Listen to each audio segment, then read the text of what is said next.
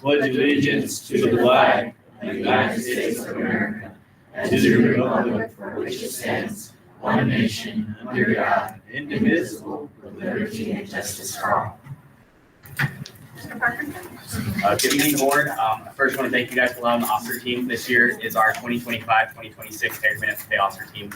We're small numbers, but we're still mighty force. Starting out with our sentinel, we have Kylie Stearns. She will be a junior this year. Cannon Price, our reporter, senior. Amber Rains, our secretary. She'll be a junior. Luke Ray Jr., he is our vice president, and then our president and state vice president and district president, Mr. Grady Moss. Thank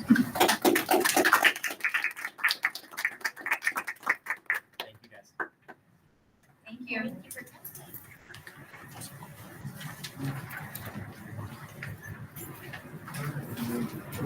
Can you change the agenda?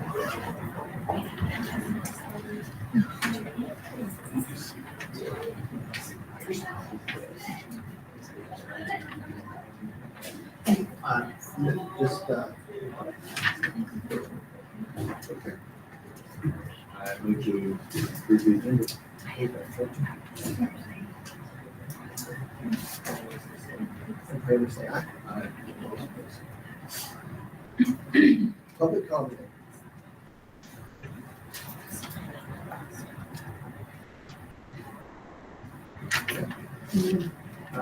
Moving on to the admin reports. Ms. Jane. A few budget adjustments.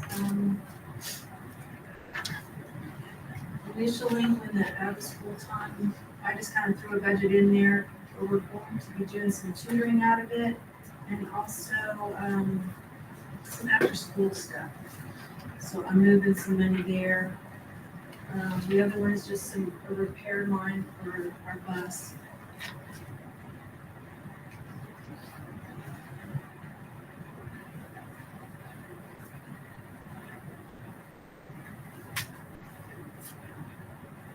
And we are working on purchasing a car before you asked.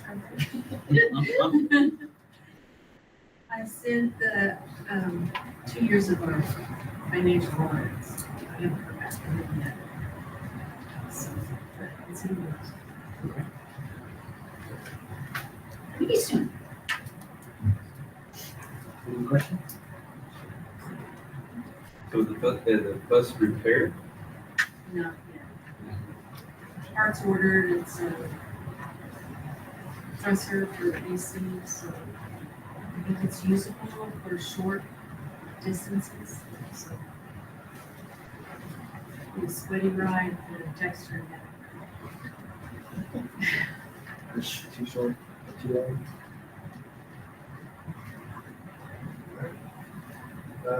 Mr. Martin.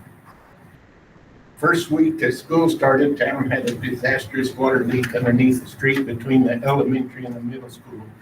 Town boys did a good job jumping in and getting it all fixed before the students returned. Salcedo carpet and tile came in and replaced the stinky carpet with LVT planks in the middle school's bedroom. We had a few issues in the cafeteria, had a bad stop up in the garbage disposal. It was probably one of the worst stop ups I've ever experienced. Also, there was too much food dumped in, solid food, plus a piece of metal got lodged in the disposal.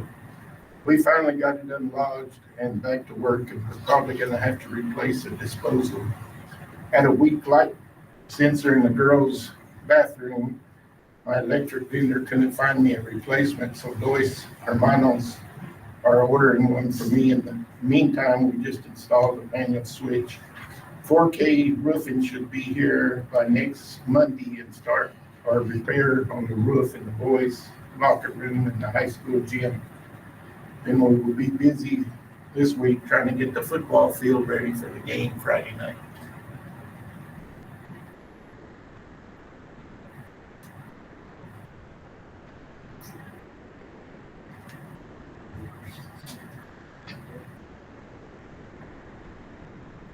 Thank you. Special ed. Okay, so I have a report from Mr. Lassard. Item number 1 is a sorry for my absence. We have a total of 90 kids on IEPs at Hagerman schools, with 3 more coming into the pre-K. By law, no more than 14% of our student body can be receiving special services. All ancillary services and staff have started. We are fully staffed, no issues. We have plenty of speech therapists, occupational therapists, and physical therapists. Our diagnostician is having trouble with the ERB, a statewide problem, and we'll have to wait to work for a bit. Katie Gray will be filling in for her. And it looks like the Office of Special Education will be even more vigilant than in the past due to the accreditations. No surprise. I do not know who the director is from the state. The top 2 left last year. This office answers to the governor, not to the PD. All sped departments are audited every 40 days throughout the year. I would like to thank the custodial staff and the maintenance department for cleaning out the old band room, my office space, and it looks great. All I have from sped.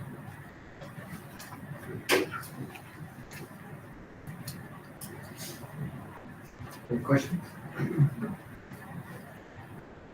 SR. Good start to the year. We had a controller go out on the flashing light on the east side. And Gary's got that under control, got that ordered. Got new signs ordered for it. On the we're issuing parking permits for the students. Correcting behavior on driving in the parking lot. And that's about it. Thank you. And then we added Mr. Powell. Dr. Bell? Sure. So, President Moss, board members, thank you for the opportunity to be here today. I won't take up a lot of time. Superintendent Reyes and I have met a couple of times this summer. She came out to campus and we were here last week as well. We are looking at increasing our career and technical education programming. We want to expand our dual credit offerings with Dexter, Hagerman, and Lake Arthur, and also add additional programming on campus.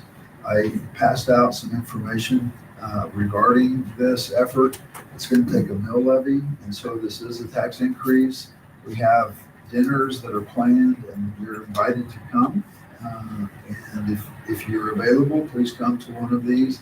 We'll explain the programs we're looking at right now on health sciences. If we add a program, if this passes, then we'll be looking at a physical therapy assistance program. And on the tech ed side, we'd be looking at a heavy diesel program. And so those are the 2 that we're looking at primarily on campus. But then we want to also increase pathways for students, especially in the rural parts of Chavez County. So I'd be glad to answer any questions if you have them, sir. Thank you. Any questions? How many pathways are currently offered? I'm sorry, sir. How many pathways are currently offered for CTE? So we have numerous pathways in our health sciences, and we could expand those. So we have medical assisting, we have nursing, nursing assistant, we have a respiratory therapy program, we have also the EMS program that starts at EMT basic and goes up to paramedic. And then on the tech ed side, we have welding, automotive, we have an aviation maintenance program, an HVAC program, and then on the workforce side, we have a CDL program. So those are the ones that we're looking at trying to add to because we want to increase the number of skilled workers here in the county and then have them available also to meet local needs.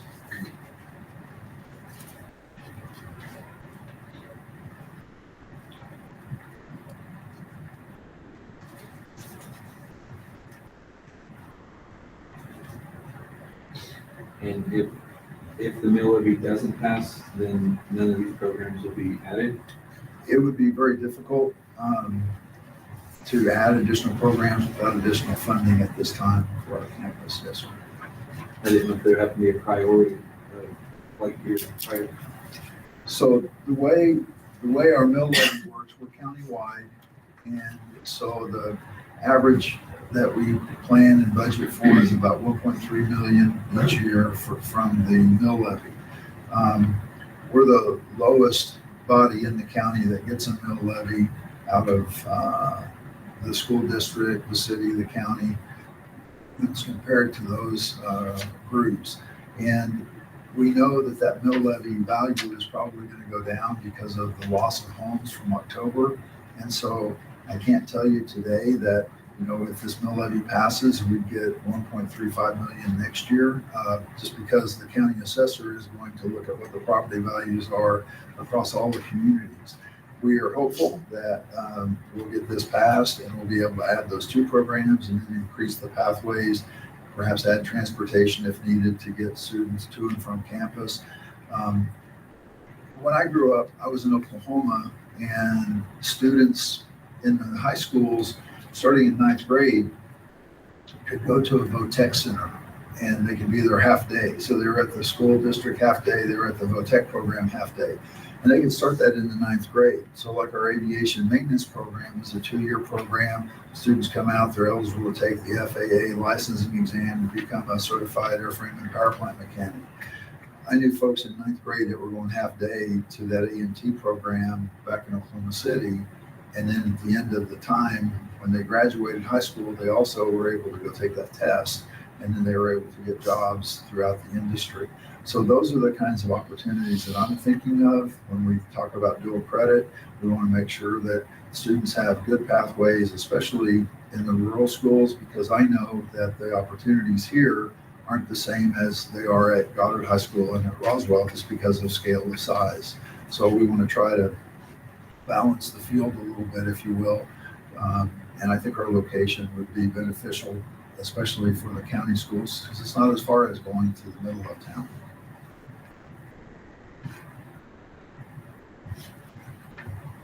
Thank you. No other questions? Thank you. Sir. Thank you. Yes, appreciate it. Thank you. Elementary. Well, good evening. Cynthia Resteda. So I'm going to introduce our new staff. So I'm going to start with Miss Lourdes Vega, and she teaches 4th grade. Nice to meet you. She has lots of experience. And then I have Mr. Chan. He teaches K-5 special ed. And who was not able to be here tonight is Lola Bustamante, and she is our EA for pre-K.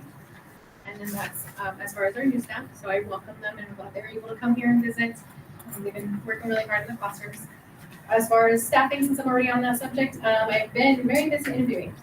We have made, the team has made recommendations, and we anticipate welcoming 2 new certified staff members soon. 1 new certified staff member soon, and then 1 secretary. We also have opened up a position for educational assistant interviews, and so those are in progress and with full completion this week. We still have an intervention position still vacant, and so that will still stay opening that week, hoping we get more applicants for that position. As far as the building and things and updates that we've been doing, I've been working on safety procedures, cleaning up our fire drills. Those have been underway this month, and staff has been asked to check emergency bags, reporting any items that need to be replenished. We discussed safety and security protocols with the gates in the back that open up during the bus time, and clarifying any kind of questions and things that we had about that. And staff has been reinforcing some positive restroom expectations to make sure that we're helping our custodians, making sure that students are being respectful. As far as instruction and professional development, teachers have been encouraged to select their preferred time for professional learning for PLCs, and frequencies and topics will be discussed further about that. Teachers have began to use Planbook. I'm working out some kinks with that because we had some issues with teachers being able to submit lesson plans. K5 is using a mirror learning, which is our statewide assessment for K2. And in our school, we will be doing it K5. We are working through some login issues, some issues just with using this new program. It's used to be iStation, but it's kind of being remarketed as a mirror. It has some new AI technology with it, so we're working on, I'm planning on calling support tomorrow, figuring out some issues I've personally seen and teachers have reported back to me. And then as far as communication operations, maintenance has been working hard on various work orders in the building. And then I just do want to recognize that our EAs have been really helpful with coverage, with helping decorate our school, making sure that it's out of this world. And then cafeteria has been working quick and effective with breakfast in the morning and lunches, and that's been going really well. And then continuing to praise the custodians who've been working really hard in our building. I have submitted the staff and student handbook, which is on the agenda for later on today, and just a review and any kind of corrections so that I can get that out to students and staff. It will be, once that's finalized, and I can work on a Spanish version of both of those to give out to families. And then right now our enrollment's looking at about 220 with even a new enrollment as early as today for a first grade classroom. And we are continuing to see more preschool students arrive too. And overall, so August has been a month of settling into routines, strengthening our safety procedures, and reinforcing communication. And staff has been showing flexibility, teamwork, and dedication in creating a positive start to the school year. And I stand for questions. Any questions? Do we have a copy of the handbook to be presented to us? I did not make a copy, but I think it was presented, or it was provided digitally. Sorry, no folder. It's a digital world now. I could go make copies and bring it back. I think so. Yes. I can do that. Thank you. Yeah, no question. I can go back to a folder. No, I mean, Sometimes you have to see it and touch it to. That's me, I want to write on things. The handbooks are tough to not have on hand, so I'll make sure to get that. Sure. Anything else? We did have that discussion. I can differentiate. yesterday and I said that. That's what it's all about. I don't need to check. You did. All right, elementary, and middle, I mean, high school. We'll just do middle. secondary. Secondary, we'll first start off with our new hires. I have a couple of them here with us this evening. First is Ms. Dulce Garcia. She is our EA for the ELA classes for both middle school and high school. She's helping Ms. Pisania and our English teachers there. We have Coach Catano. He is here he's doing all our PE.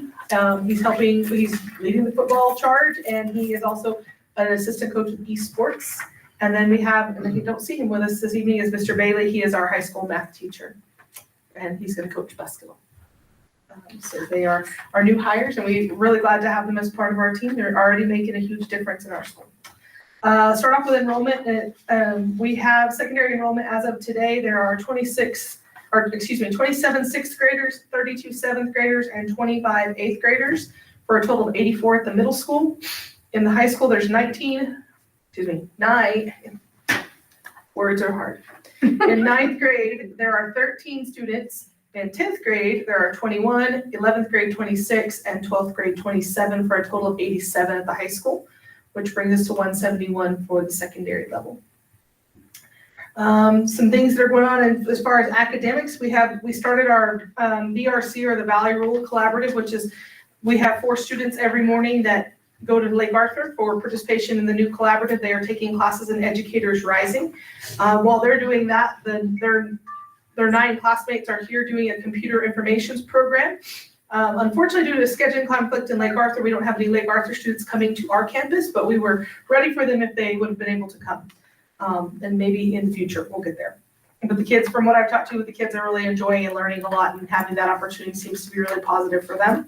As far as intervention and support programs, we are using a new program called Subject.com. It's allowing our students to work for credit recovery, and then also some curriculum support options, some differentiation and things that we can do, some credits that or some classes we can offer and support. I know, for example, Mr. Stroga is using the photography section that they have to help with the yearbook, so they can get more in depth in the topics that go with that. But Subject seems to be a lot better than what our previous option was, which was Edgenuity, which was really out of date. Subject also seems to be a little more rigorous and is a lot more secure as far as the learning platform goes. And from what I can tell, from what I see on my side, students are showing some good success early on and enjoying that opportunity to learn in that platform. Our middle school is continuing to use iExcel for supplemental instruction, remediation, and enrichment. We have it available across all core subject areas.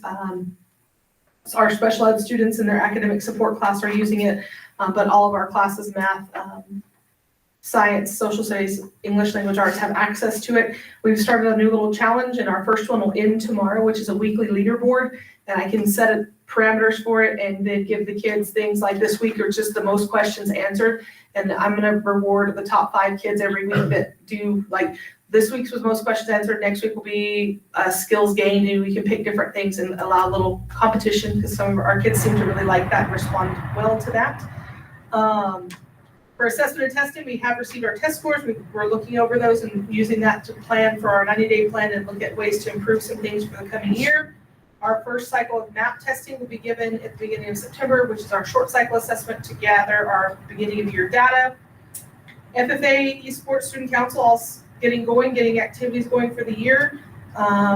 We have class officer elections scheduled for this Thursday, and then I believe we're gonna do student council elections the next week for both middle school and high school.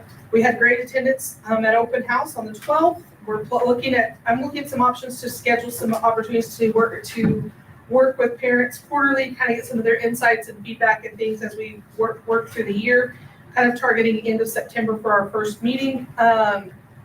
We did have a staff professional development day on Friday. It was really a great opportunity. We worked in departments. We worked as a leadership team.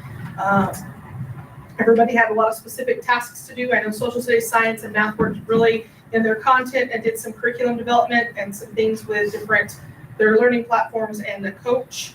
And then ELA and electives and special education were working on some really specific department tasks that day. Seemed to be off to a really good start as far as behavior, discipline, and school culture.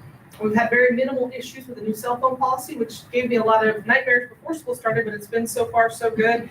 We have about less than a dozen total first offense, meaning people got caught with their phone one time, and we don't have any on level 2, so that's a good thing. We hope that trend continues positively. All of our students have their plastic ID cards, which they're using for meals, and that seems to be working much better in the cafeteria. All of our secondary kids who return their computer forms have their Chromebooks in hand. I think 6th graders are gonna get theirs the first thing in the morning. We're gonna try something a little new with them because we're gonna ease them into the responsibility of having their one-to-one device. They won't take it home this first semester, but they'll have it available to them all day at school. And they're excited and looking forward to that. We did find an opportunity. Daniel and I did some research because we've had some parents ask about the possibility of insurance for the devices. Daniel did a lot of research what it would cost. It would be about $30 out of pocket if parents chose to buy it. Kind of, from what we can tell, it works a lot like a cell phone insurance policy as far as you pay it, and it covers loss, damage, theft, whatever could happen to your device here at school, which would be an out-of-pocket cost for families. But I think we've had about 10 students last year who broke or damaged a computer that was responsible for it, and they could be looking at up to $250 if they have to pay us back for the complete loss of their computer versus $30 for a year's worth of protection effective immediately. Seems like a pretty good deal, but we haven't put the word out yet if we've kind of seen where the thoughts are on that. But I think it would be a good thing as far as if they break the computer, chances are they may not have the whole $250, or I think the screen is $75. It's stair-step costs. It's outlined in the agreement that they signed when they pick up their Chromebooks or get their Chromebooks. But this would be an opportunity for people who wanted to, from a parent's perspective, it sounds like a pretty good deal, $30 versus $250. We're gonna do a tailgate cookout at lunch on Thursday for all of our secondary staff and students to kind of honor the home opener that we have for football on Fridays. That's a tradition that our kids really seem to enjoy. And NHS is hosting a blood drive next Wednesday, and that's kind of all the update I have right now, but I stand for any questions you might have.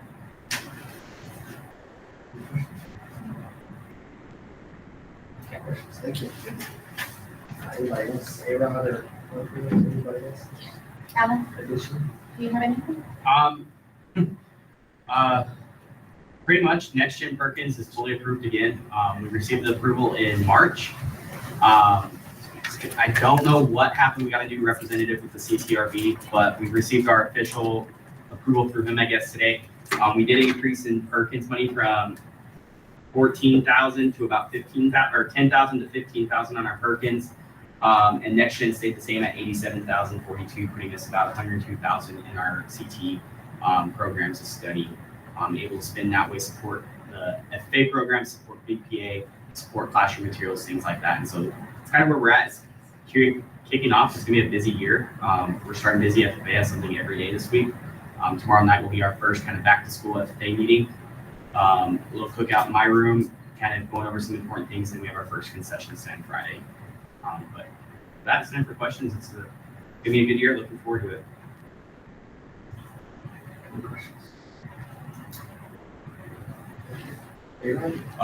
We had the parent meeting at the, I can't even remember, it's been a long time, looking my calendar up, but I know it was before school, the 28th of July, I believe.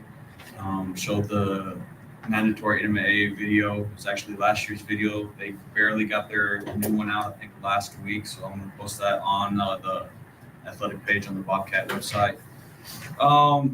We had a photographer, former alumni, Adele Matthews, come in, formerly Adele Clark. She came in to take sports pictures, kind of like we do our spring and fall pictures. She offered, the kids the opportunity to buy those pictures, and then we're going to use those for our sports programs, for team pictures, for max preps, all that stuff that goes along with it. She did this last Tuesday, and hopefully we'll start to see some first prints later on this week. Football kicks off. They they host Dulce this week. They had a scrimmage last week, volleyball scrimmage last week, cross country ran in for Staten. Everything's busy this week. Thursday, Friday is going to be super busy. And then we're just going to start getting everything in stride as the weeks go on and on. We did have a Gateway Christian. Their middle school does not have enough athletes, so they canceled both our middle school games that we had scheduled with them. Hopefully, maybe by the end of the season, because it is one of our last games, maybe we'll have enough participation that we can reschedule that one. And then if not, we'll start looking at some alternatives for teams that we can pick up. It was nice just because they were local and we were able to get 2 games out of that. There's a whole lot that I'm probably missing, but if you guys have any questions, I stand for questions.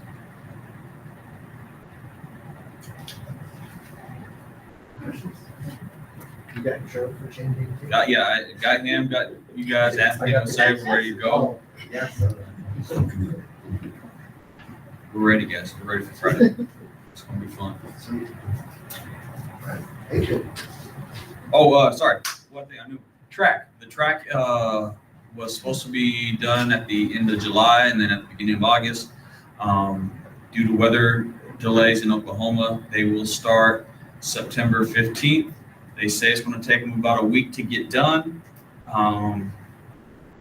Cross my fingers, but if it takes longer than that, we're fine because we have 2 away games. Those starting the 15th and then the week after it, and then the 3rd week is our bye week in football, so we don't have any activities going on. So they got about a month window right there, September to October, to get things. To do all of it. That's what they tell me. The end zone. That's what they tell me. So yeah, I'll believe it when I see it. And That's quick. I've checked on it a couple times. He's like, yeah, they do it. They get it done. So Did they move the goalposts? they're telling. If not, me and Gary will get out there. And get it. Square the field up when they do that, find your corners. And then I think it'll be easier because they're going to put those D ends right there. So it's going to be square. Oops.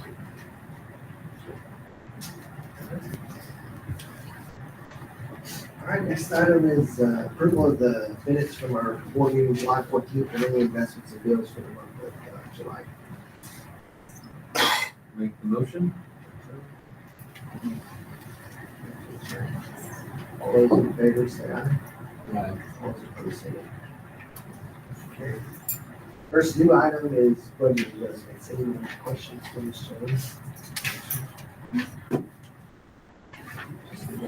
I'll make the motion. All those in favor say aye. All those opposed say no. Item B, the MOU for the SRO. Michelle, would you like to say anything on? No, I think it's pretty much the same as last year, other than we adjusted the days and the hours. Correct.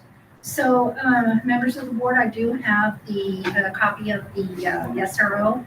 MOU for the SRO. So as you can see, Mr. Childress, he's already here. He's doing a fabulous job. I think everybody feels safe when he's here. And when he's not here, like, he called me one day, he says, I have to go to court. And there I was calling him, where are you? Where are you? I told you I had to go to court. Anyways, thank you for being here. And so we do have the MOU. The amount remains the same, $35,000. However, the amount of days is a little bit less. But it's less days with the kids here at school, but then we also have the games. So that kind of makes up for the difference. So again, the district will pay the town of Hagerman $35,000 annually. And this is actually, it's in 2 payments, one in December, and then the second one will be at the end of June. We stand for questions.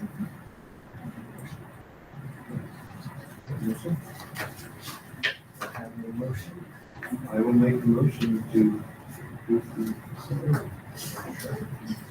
If I may approach the bench.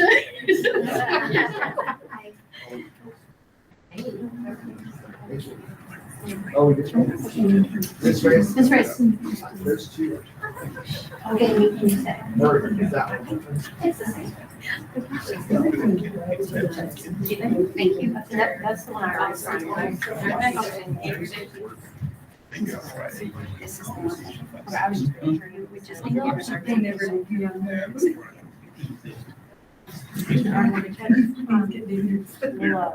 I'll run it as well. I'll sign it. Yes. Okay, so I will try to reach out to him tomorrow, see if I can get somewhere to sign it, because there's a part of the Okay. No, you're good, but are we gonna be short? Is he the only one that has to sign it to them? Or So from here, it is actually, I believe we have them all. all of them? So Yes. we'll still have to get Billy. So I would have to give Mr. Kelly and Mr. I'll work on doing this. Okay, thank you. Next item is milk prices. Is that right? Milk prices. I didn't bring it up here. It's just an extension from last time. It's a 1-year extension. The prices are the same. I think it's right. Is it always 1%? They ever get full milk? Is it always just? I don't know. It's always white water. Yeah, it's 1%, and then we also get the chocolate milk and strawberry. Are those 1% as well? They're all 1%, All yes. 1%. Super tasty. When I say that it takes her a few days for us to get used to It's just water. Milk flavored water.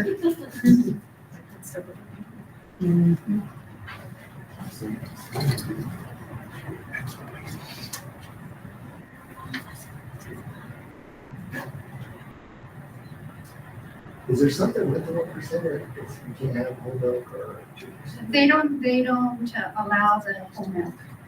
And we used to have the 2%, but it all changed to 1% now. I think it's just part of it.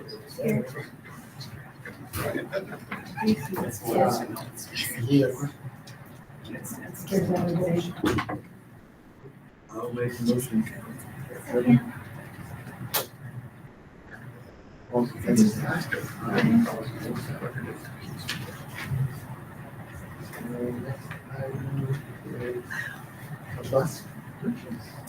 Okay, so I like to have a little discussion about this. So, board members, as you are aware, we just recently, and Jolene mentioned it also, we have been facing ongoing issues with transportation right now. We are down to only 1 bus. And that really makes it difficult because we have situations like that, like for example, this coming Friday, we had students going to Eunice, and then the volleyball team, they were going to Eunice, and then now luckily it got canceled, the cross-country team going to Clovis. So, and then there's situations where we have to use 3 or 4 excursions. So that takes additional drivers, and it's really difficult. So I do have a couple, I've been working with Tillery and another company. So anyways, as I was saying right now, with so many student activities and limited availability, one of the buses that, Gary, I believe is it the alternator or the compressor that it's needed? Yeah, it's an alternator that runs the air conditioners. Mhm. And About $5,000. it's already, the part has been ordered through Tillery, but it's back ordered, so I don't know how long it's going to take. And right now, we can use it, but just for short distances, maybe going to Dexter, Lake Arthur. Other than that, we will be able to use it. So it's the white one, yes. Mhm. Okay, and then to address this issue, I have obtained several quotes, and I do have them up there, but I know it's kind of difficult to see. Daniel, can you expand it, please?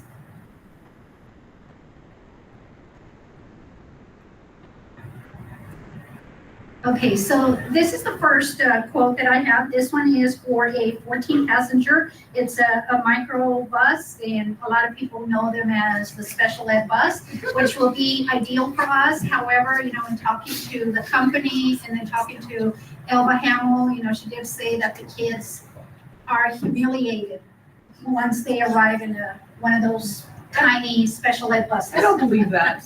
My kids ask us every day, when we get one.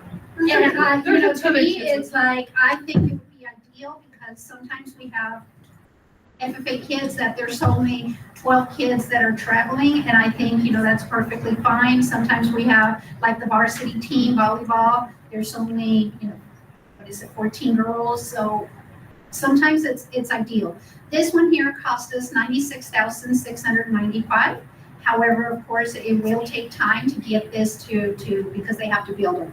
So even if we were to approve and purchase one of the buses, we do have, and it is part of our budget. So it's already in our budget, so, we should be okay. And so that is the first one. The estimated cost, again, it's $96,000. The second one, can you move the? This one says 22. The second one, it's the 22 passengers. Can you? The first one was 22. Yeah, so it looks like I'm going to quickly jump in here. That first one that was on that PDF is a 22 passenger. Okay, so because that one is the 96,000, it's the special ed, and that one, it's only a 14 passenger. So Here, let me scroll down and see if I find that other one. 22 passenger. Yeah, no, those are, nope. So it looks like the two that are at the very top are your 20 passenger and your 22. Okay, so the first one is the one that I just showed, the 96,000. That one is actually the 14 passenger, and it's the special ed bus, the tiny one. The next one, it's 125,983, and that one is a 20 to 22 passenger. That one is more of a medium activity bus. It's, again, it holds 22 passengers, and it is just bigger than the special ed bus. It's not a huge bus, but it's just kind of like a medium size. That one is 125,983. And then you also have these copies. We also send them to you, so you should have them. And then the last one, if you look at the last one, Mr. Daniel, can you scroll? Okay, so the last one is from a different company. This is from Chalmers Ford. And this one is actually a proposal for the 2025 Ford Transit, which is it's a 10 to 12 passenger van. And this one here runs $65,662.80. And there is a picture there. Look at okay, that's the picture of the van. Which again, it would be, I think I would prefer this one versus the special ed bus. But then I think two of the vans. And these don't require seat belts. No. Not for the van. Because we rented one of these when we went to National Convention that 1 year. From Avis, it was so fun. We rented it. Oh, really? That is still What's the, I stand for questions, I mean, and if you want me to pursue this, I will be more than happy, and what's the storage like on the vans? that, it's difficult, because it's really, You they're know, limited. the one we rented, when we rented a 15 passenger and in Indy, and it fit all of our luggage plus room. It was a pretty good cargo and real deep cargo. So like, Daniel, can you go for like volleyball scroll back down a and little bit and see if you Like, can I mean, expand it's the deep. passenger, okay, higher, go up, Get the hitch and. and go, okay, right there, Daniel, see if you can expand the seating area.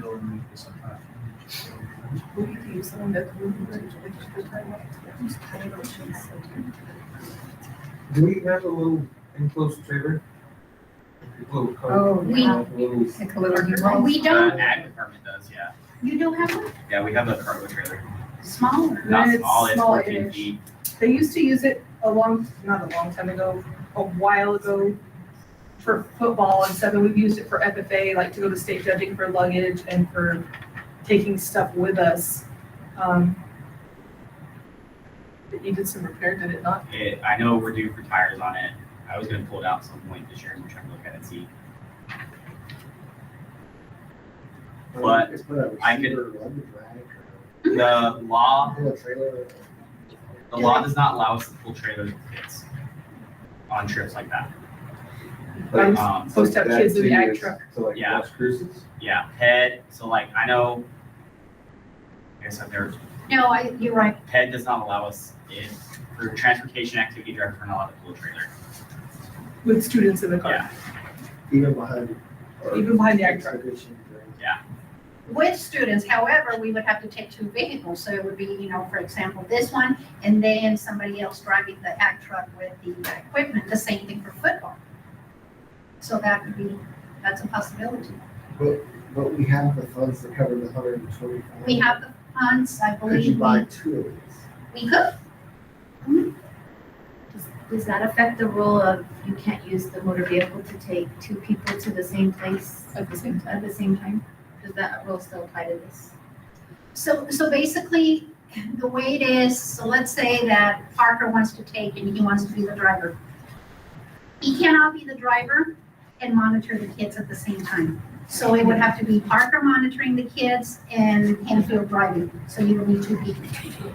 Even in a small area. I mean, You're not supposed we're not supposed to. But it's really difficult. but I would say we do have to follow that. It's been in place for probably several years already. More than 2. You can't take more than 2. Third would probably is where the cost is from. But we are so limited. Well, like the new expeditions, if we do that, where there's a driver plus a sponsor, we already lost 1 seat for kids in those new ones, and we lose another seat. You only be able to take 6 students at a Plus time. no room for Yeah, plus anything. you hold your jump with you. Like right now, you can't send 3 excursions to one place for the same event.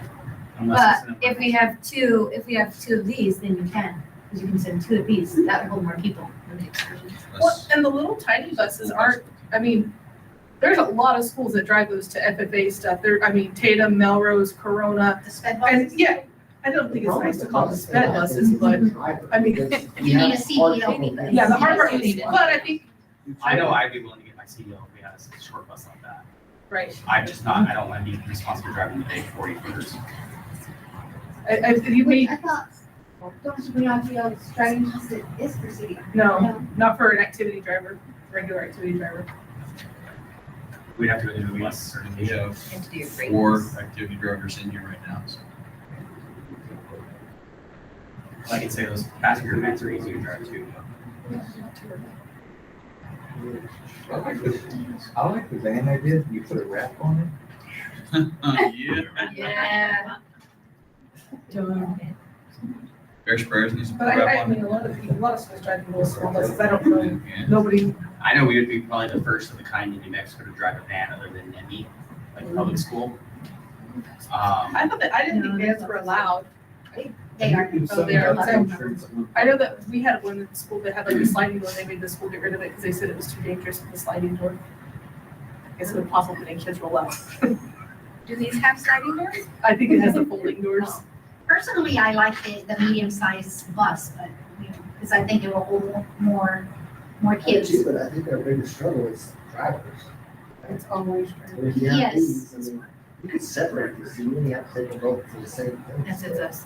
It gives you three Yeah, options. you could send one to cross country, one for. I think it would be And, great if and we had. when we get in a pinch, that's what really does it is we have two drivers and, you know, maybe it's, right now it's football going this way, volleyball going this way, but where's cross country going? How are we going to get them there? Can we get a bus there? And actually now I think there's more cross country than everybody.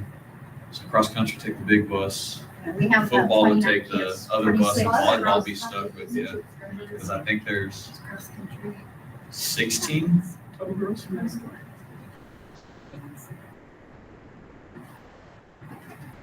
And typically the biggest times we get in a bind is trying to get students from one activity to another, where it could be like Mr. Parker coming, bringing, you know, where do you bring Brady from that one time?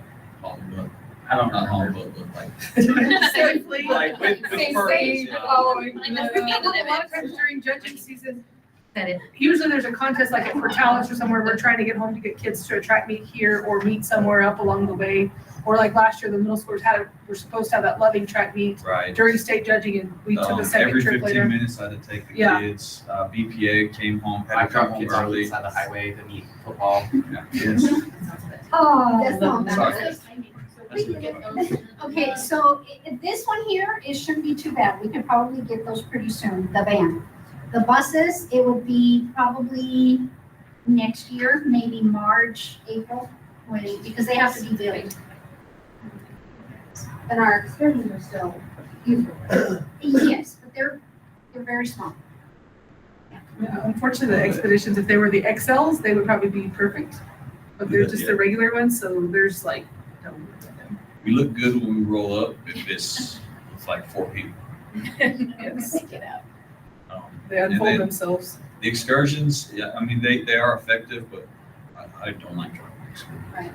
In the future, and I've been talking to my admin team that I would like to, you know, once we have funding for it, that possibly, I don't know, maybe get another vehicle for the superintendent use, and then the Suburban would be, we could use it for activities. And that will hold 8, and the driver would be 9. But that one's pretty comfortable on a long trip because we did take that one to Nashville. We did try that. When we did our big road trip. Right now, I think it only has like 54,000 miles, so it's still good. Oh, yeah. Somewhere around there.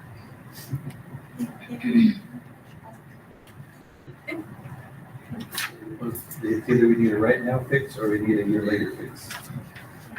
This might be a little bit easier to work on too. Possibly.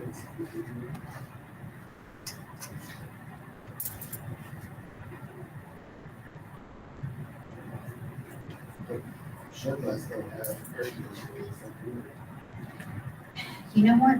That, I don't know if it does. It did say It's- AC. I think it It does. did say AC.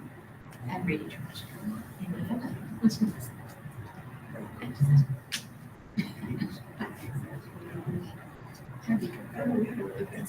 Yeah, so it has front and rear AC. Rear here. These were really expensive. There's a one to sit in us. And if you want to think about it a little bit more, that's perfectly fine. We can table this.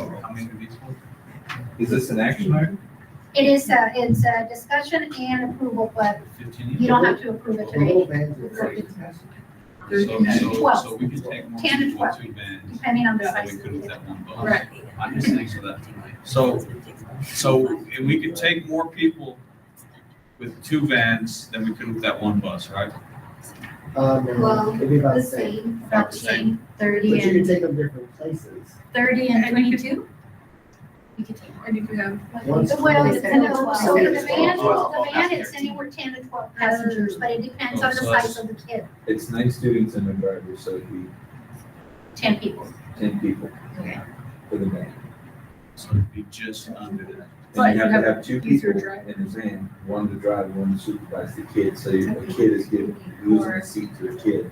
To be in compliance, yes. So it'd be 8 kids being able to travel in the van. But with a regular driver versus a CDL driver, and we have how many CDL drivers right now? Right now, we have 2. CDL drivers, is the problem. That's the Yeah. problem. That's the biggest thing. But I think we do have some people here that need to. If it's a small bus, absolutely I will. If it's a. No, I'm not talking about you, but I'm talking about Parker, and maybe Gary. I think Gary needs to be CDL certified. I think we should get Chris to do it too. He's not here today. Well, yeah, he did. and He said it volunteered one time that last he year. would. He told the kids he said like, you guys be drivers, I got you. Where's the E and U guys? See if they got Put that on the minutes. certified driver. They have a CDL program there, don't they? And again, you don't have to make a decision. The bus thing seems like a problem to me. It is a problem, and it's year after year. Well, no, but even buying another bus, like if we could get away with 2 of these, that would be. Mhm. The maintenance is easier, the driver is easier. You want a bus too. And if you like, we can start with 1 if it works. Maybe we're at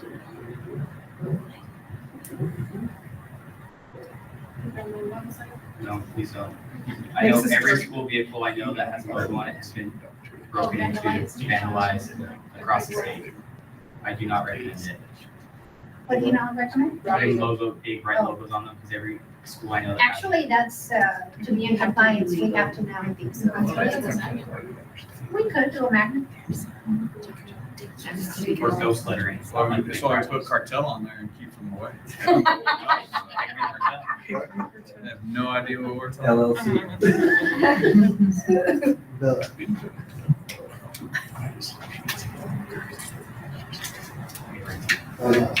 I think we're looking for a right now fix, the van is the right now fix.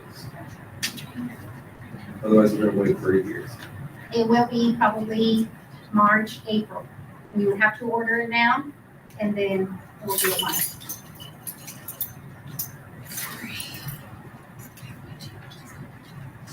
this one from Tilray, it says 12 passenger, and then there's a 10 passenger conversion. What is that?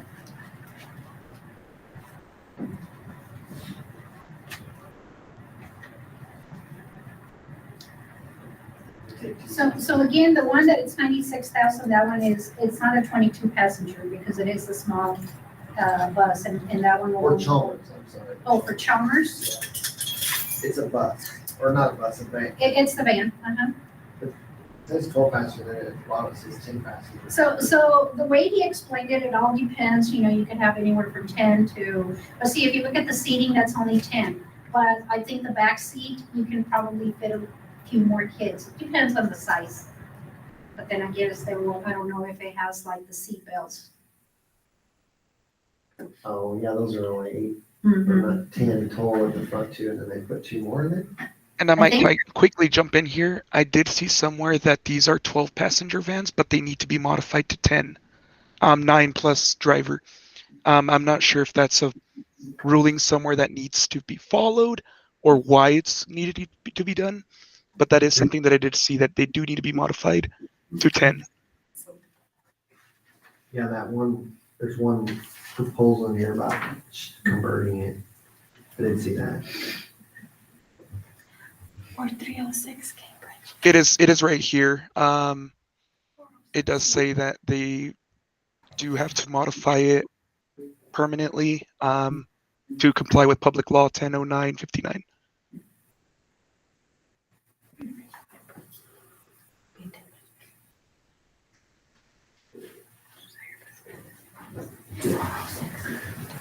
How many kids are on the football team? I think they're at 16 right now. For varsity? Well, and And their pads. I think we could get away with that because we could say, hey, Lake Arthur, you're taking your guys. You have. Do we have any Lake Arthur kids? We have 2 varsity and 3 junior high. Does Lake Arthur have any drivers? They do, They and do. if we And need them, we could also use them. We've leaned on them before. Okay. Mostly activity drivers, CDL drivers, that's tough to get them. Now, how many's on volleyball? 6 or 8 at the middle school level, I think. No, so middle school, there's 30 almost, maybe. Almost every little girl's played volleyball. 26, I think, is the most accurate one. And then high school, I think, is 16. And we have 2 buses, right? Or no? We have 1.5. We have 1.5. One right now. operational. Yes, we normally have 2 buses. I'm hoping that it gets fixed soon. Gary, have We you? can called him? use it, but we just can't run the AC on it. That's the yellow or the white? No, the The white white one. one. The yellow one works. Yellow Yes. works, yes. So we have 2 buses and then we get one of these or 2 of these. Mhm. How many does the yellow bus hold? Like, Yellow bus, I think that holds our most, but 59, I it's believe. basically a route bus. You can't, there's no storage on there for bags, there's no storage on there for equipment or limited. And it's pretty hard to pile kids together in there. It's but you pretty can go tiny. locally here, right? Yeah, I mean, it's not bad for, I would say Tatum's probably pushing the edge of comfort. I mean, like if you're doing trips that don't, like FFA, like we're typically not hauling a ton, if we're not an overnight trip, it's. Yeah. Fine for not bad. overnight. Yeah, it's not bad. I mean, because the most you take is like a couple of bits of clipboards and stuff. Like to go. We got sent with it to Hot Springs, and that was the. It would have to be probably a van and one of the excursions. So we can have everybody. Man, Why 2 of them? How many football coaches are there? 4? 4. 4. That would take 2 buses. 3 and 2 of 1's these. pending. Mhm. But for football, they're carrying all your equipment. We don't fit in. We don't have a lot of gear. Put a line track on Take top. another vehicle and cut it. I mean, just my opinion, I just wanted something that somebody could use all the time instead of having to find a driver. Driver is always the only thing I ever hear about is the driver thing. Yes. I mean, we can get a bus, but we're gonna have 3 buses over there without 3 drivers or dedicated drivers. Mhm.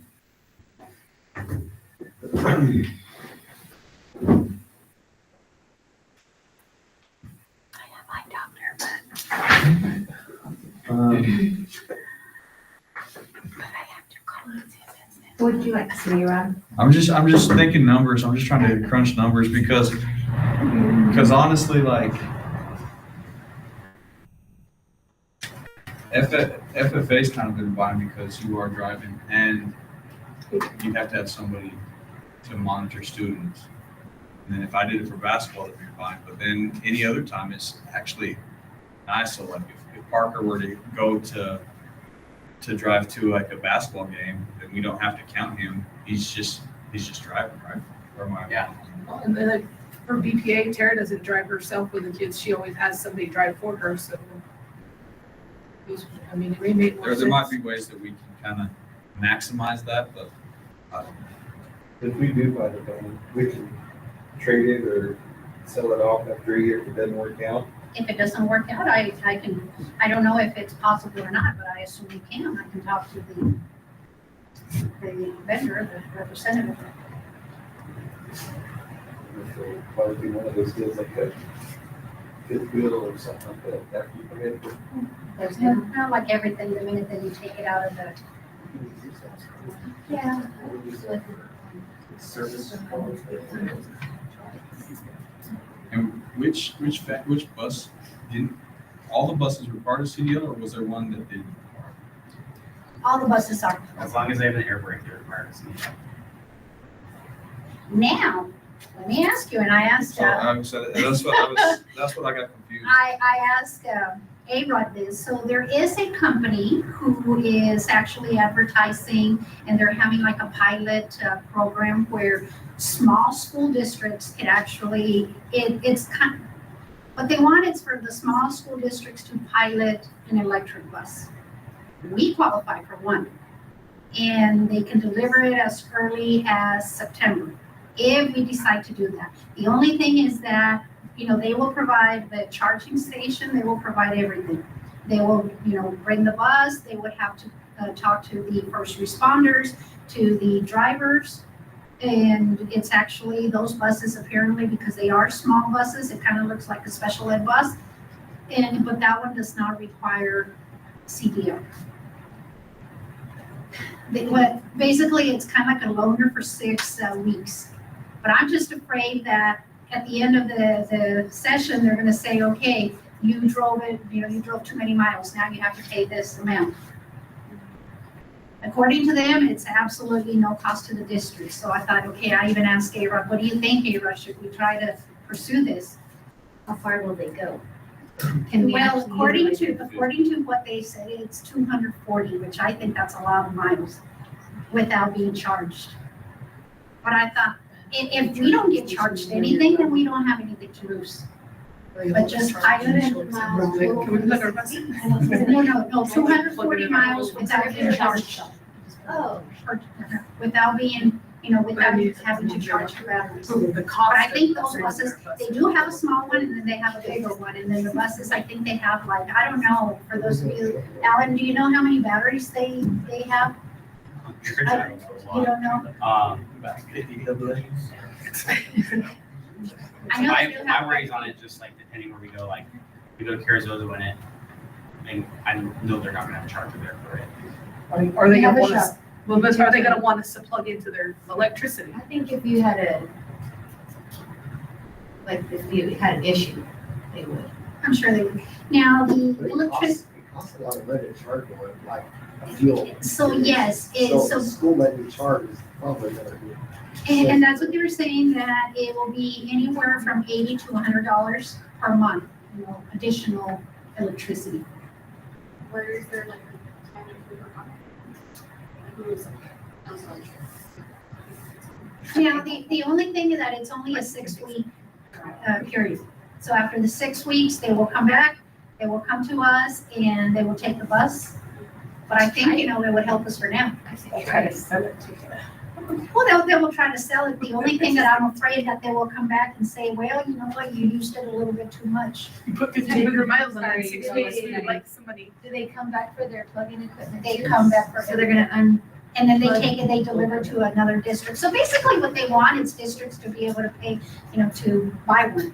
And then they do offer discounts and if you decide to buy one. I know it's not part of the agenda, but that's something that we can look into. I mean, at least just for a loaner and see if it's something that we like.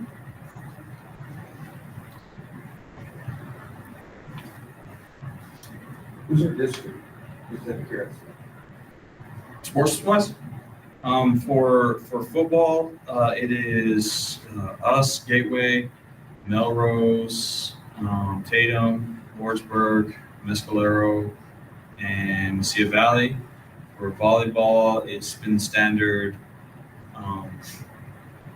Jal, Eunice, Loving, Tatum with Texaco. Bus isn't gonna make it. That's what I was thinking. Tatum and back, that'll be fine. Roswell and back. Mescalero might be a little iffy, but then When you start climbing and that's it, you're in trouble. Lordsburg's coming here this year. Mesilla Valley's coming here this year.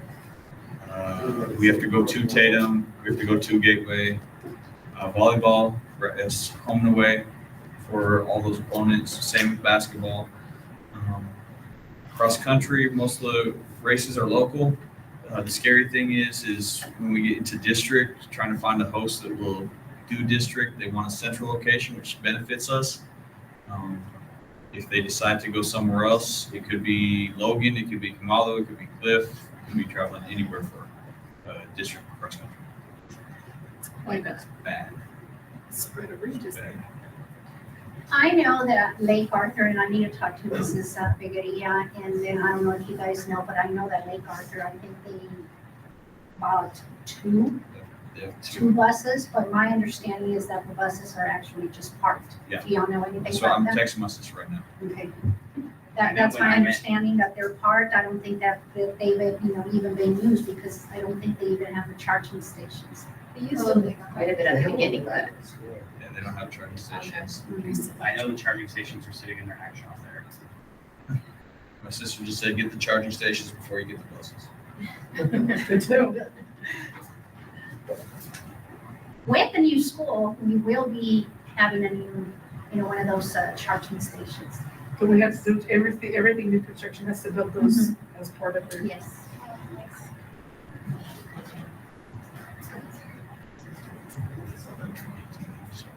And if you want to think about it more, I'm perfectly fine. Yeah. I'm leaning towards the van because we don't have to buy two of them, but it works. We can get it out. I mean, that's analysis. Solve the problem. Can we get the house? He said that those are, they're in stock. If they haven't sold them yet, because I've had this for probably about a month. It doesn't take as long to get one of those as it would if we had to, because they don't have to build it from scratch. And I built into the budget about $150,000 for a bus, activity bus, and just a regular general vehicle out of activity, another 80,000. And then just a, not even, just a regular vehicle, 73,000.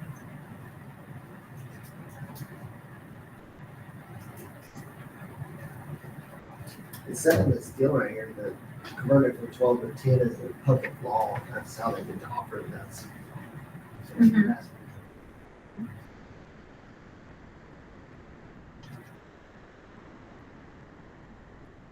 I just think these would be more useful. I think so. And again, we can start with one, and then if it's something that, say, yes, it's a good one, then we can try to pursue the next one.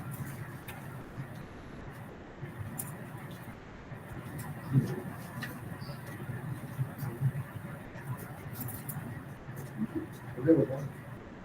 Perfect. I'll make a motion to approve of the main. All those in favor say aye. Aye. All those opposed say no. Bus. All right, Thank you. I will contact them and then pursue. perfect. Student handbook. So in front of you have the student handbook. I didn't make too many edits from what was already set up because I believe that there should be a team of teachers who are kind of looking at this. And so just for the sake of time, being the beginning of the year and my first year, I just made some minor adjustments and I try to match something similar to the middle school. And that's kind of just on that. I do plan to look at it again closer to the end of the year with a team of teachers to do some more revisions.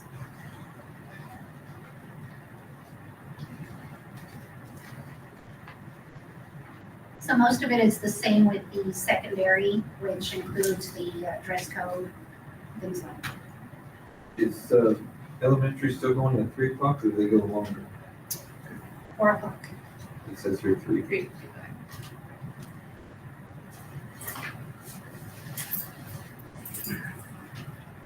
Make that correction. And I didn't see that. Is there small changes to our secondary handbook? So the changes are pretty much, they're pretty similar. Like the dress code is the same as the secondary. Or could you just make amendments and have a big handbook and just make it small? For the district. We could work to that for next year. Yeah, definitely for next year with the. That way you don't write it twice. No, I like that. I changed that right under school attendance procedures, 7:55 a.m. to 3:55 p.m.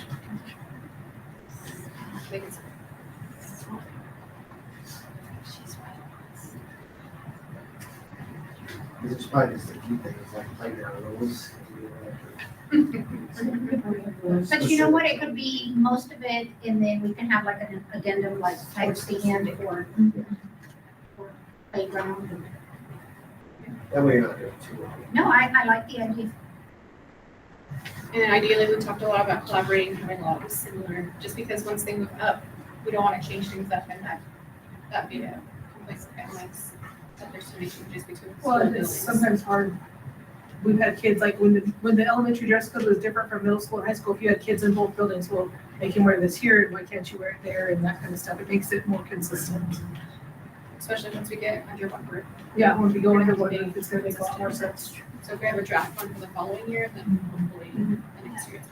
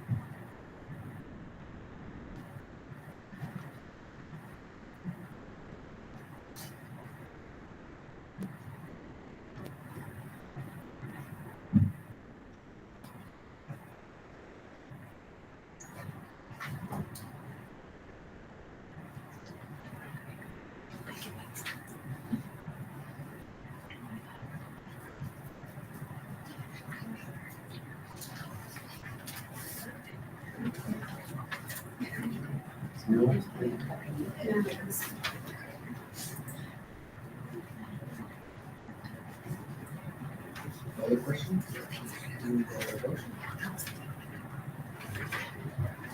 Who made the motion?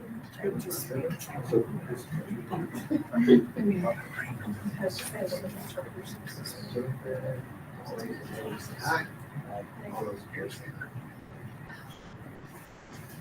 Staff. Same with the staff handbook, I took what was last year and then made some similar changes in the secondary and then. But Secondary staff. Yes, we do have a secondary staff handbook, and again, they're pretty similar. And you didn't ask me to present that one, so it's the same that I think we have. That, I don't remember. You presented it last year. Oh, yeah, it's the same, but we didn't make any changes from last year to this year. the next changes were dress code For staff. for staff.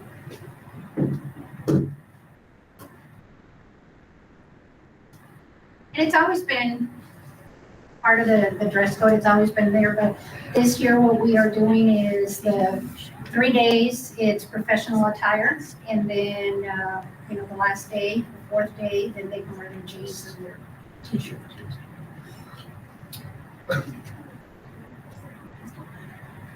And you won't believe how many compliments we've been receiving from parents, from the kids. It's working out well.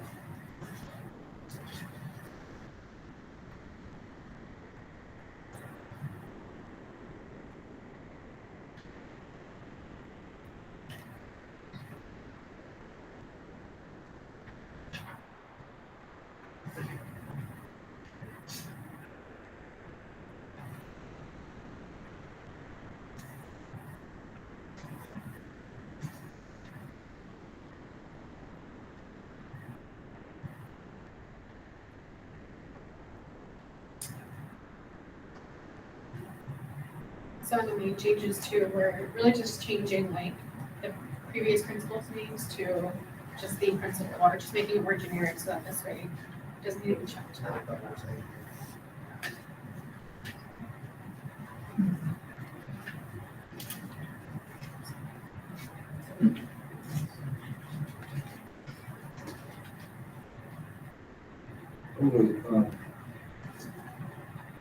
Did we ever do like the whole bank deal on days and all that, or they did a number of days off?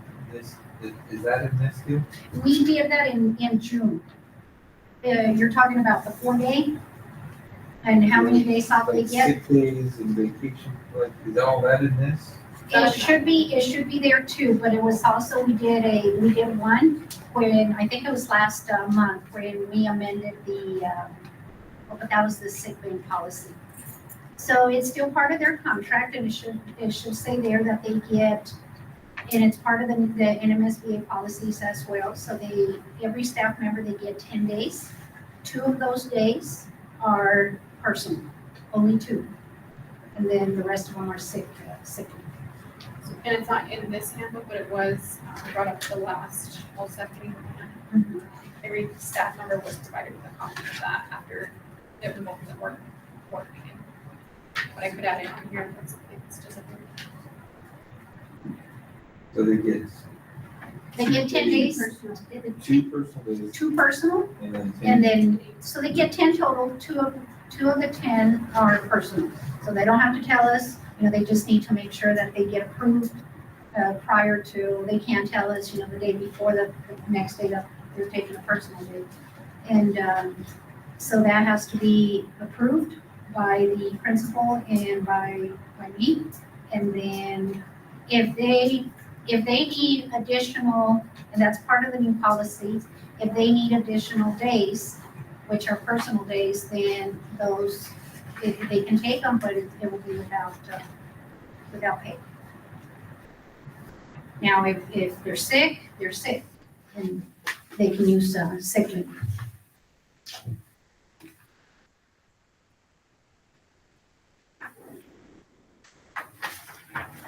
Is that a state deal that you have to, 2 days personal? Yes, That's a it's state deal. part of the new NMSBA rules. I figured we were all adults, we can choose how we use our dates, how we want to. Not teachers. Yeah. Is it a state? Everybody's different, district is different. We are using the NMSBA, and then in the past, that's what, we had it the way we had it is that people would just use their days anyhow, any way they wanted, but now it is, since we adopted the NMSBA, it is part of it's only two personal.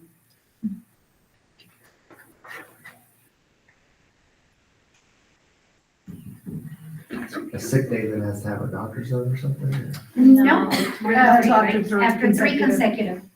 Oh, okay. There's a So ton they're of still rules. personal days, what it is. But you have to plan a personal day, you can't take an unexpected personal day. I can plan my sick day. but- Good, yeah. Just You not said you three have in a to row. submit it a month in advance, don't you? Yeah. For a personal day, for the month in advance, that's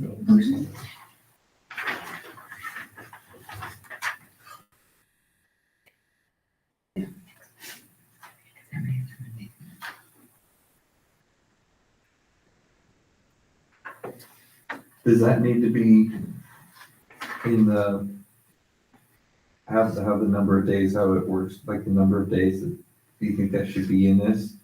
We can have it there, or we can do a link. Are they getting the digital copy? Yeah. Because we can also have a link to the NMSBA policy. Yeah, the bank days are a board policy, right? Mhm. Oh, so it's in our board policy. It's in our board policy. Yes.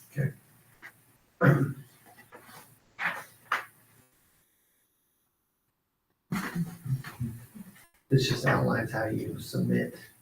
Gotcha. Correct.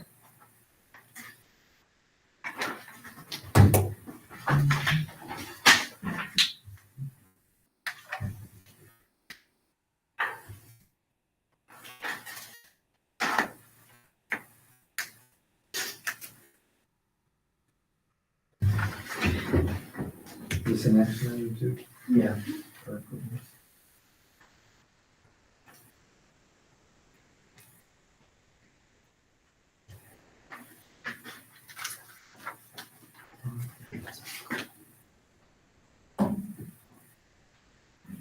Guess we're waiting on you to make the motion. Well, we're just Well, no, we're gonna letting do you it. pick. That's the only thing that's changed.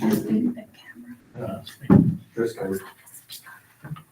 Is that a motion?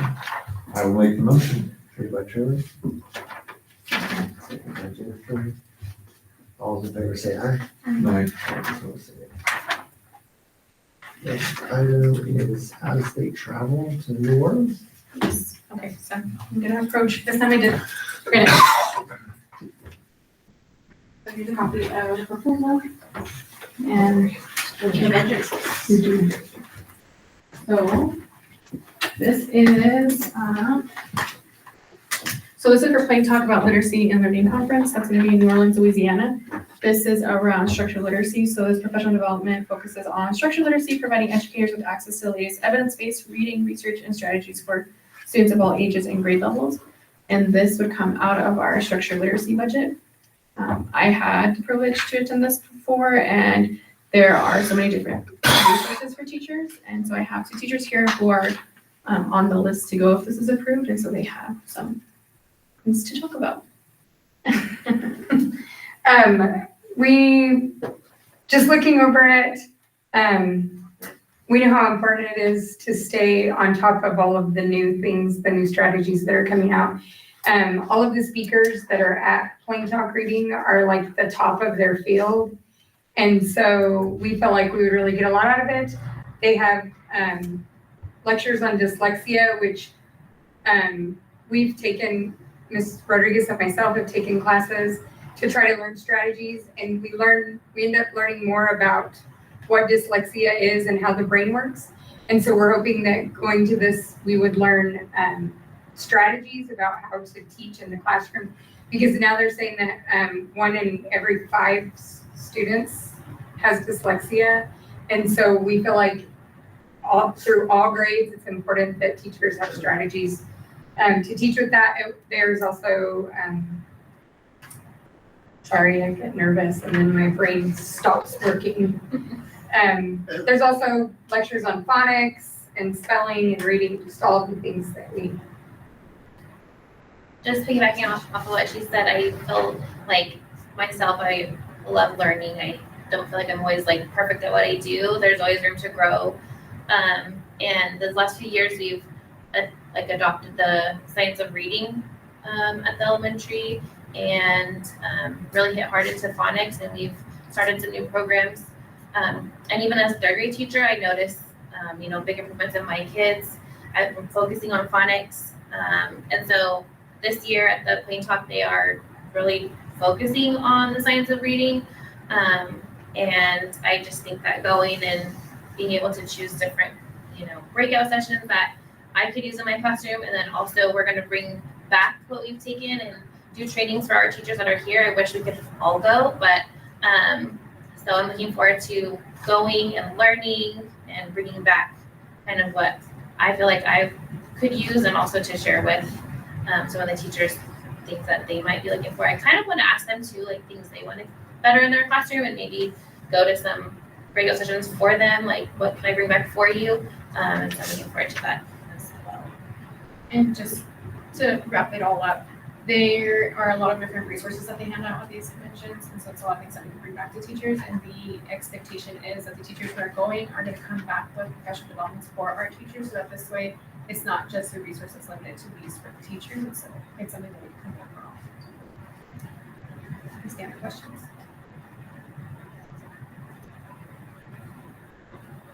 The only thing I have is spring break is the next week, right? Yes.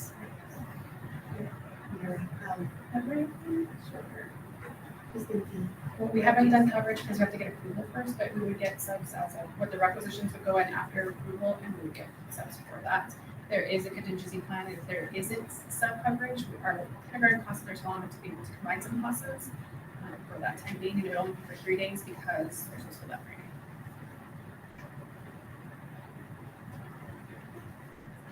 So just to piggyback on what they said, this year we actually received $95,000 as part of our SEG for structural literacy. And we need to make sure that we use this money for, when it comes to structural literacy activities. My goal for this is to be able to, in the future, possibly next year, have a person within the school to be able to start training and see who will be our next literacy coach. for, reading interventionists, because we definitely have a lot of potential here at the elementary, and that's my goal, to be able to have somebody to become the next interventionist and be able to provide those strategies to the teachers as well as to the students. And that interventionist position that we still have open has been open since the summer. And every time we get people to interview it, when I ask the question about structured literacy, it's like, well, I know how to organize literacy, and it's not what it sounds like.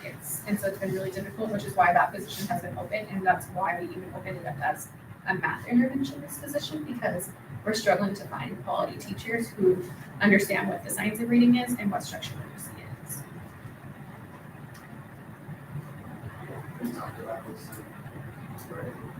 Yes.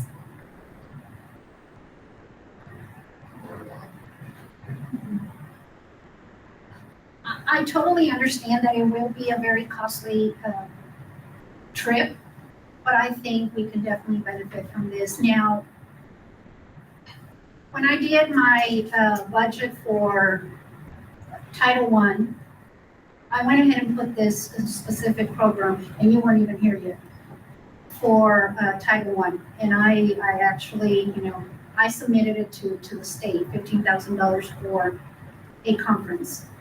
This one will be about $14,000. I know it's a lot of money. Conferences are very expensive, and then you have hotel, and then you have the airfare and everything but I think it's going to be very beneficial for not just the attendees, but everybody else. An advocate for it, so. Yes.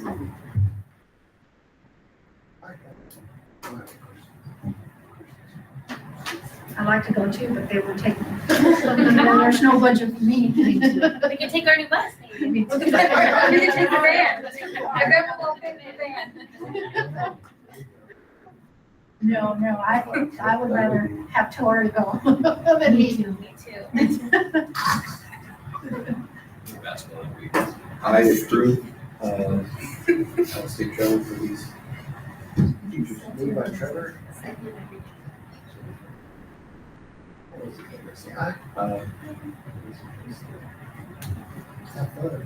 Thank you. Submit the paperwork as soon as possible, so that registration. Next item is legal records. Okay, this is actually an item that has been tabled like 3 times already, so hopefully the third is the charm.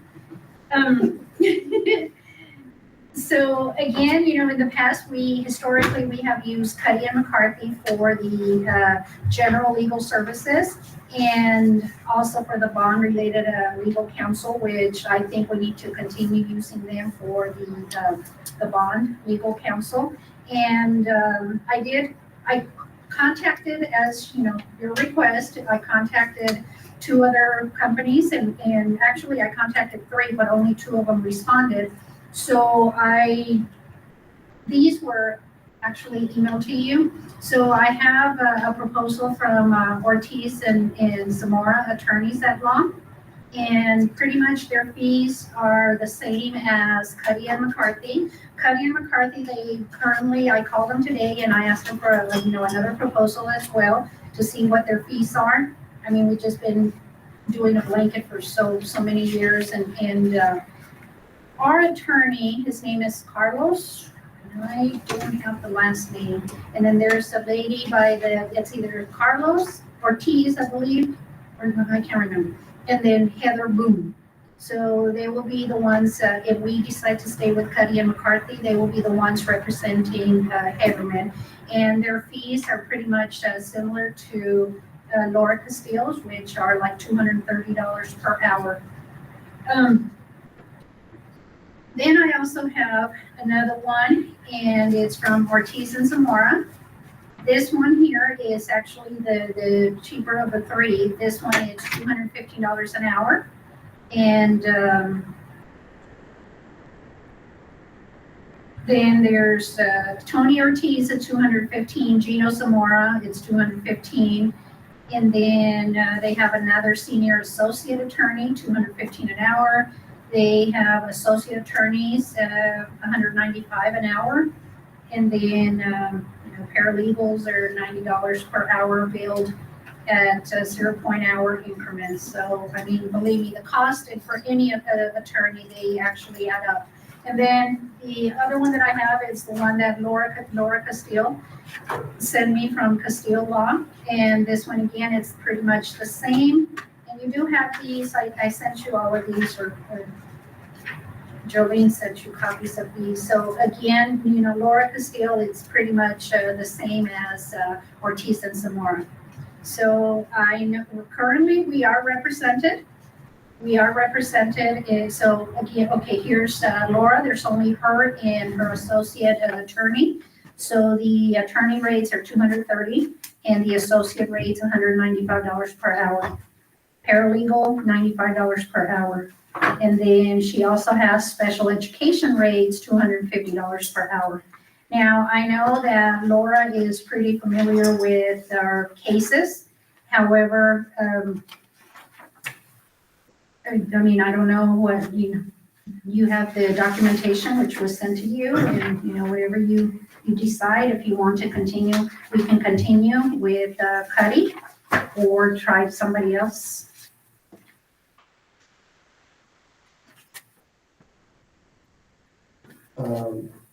My opinion, Cuddy doesn't have a school type council anymore, right? They do, so they actually have Carlos and then Heather Boone. So they do. If we want to continue with them, if, I mean, pretty much all three of them are the same. Ortiz and Zamora, they are $15 cheaper than Castile and Cuddy and McCarthy.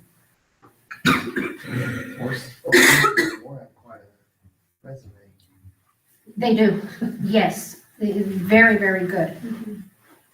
Tony Ortiz, and he's from Roswell, isn't he is from Roswell. And then the other one is Gino Zamora. And I mean, they were pretty quick about, in sending the proposal. And Laura Castile too. And the other ones that I requested from Cuddy and McCarthy, and I didn't get anything, so.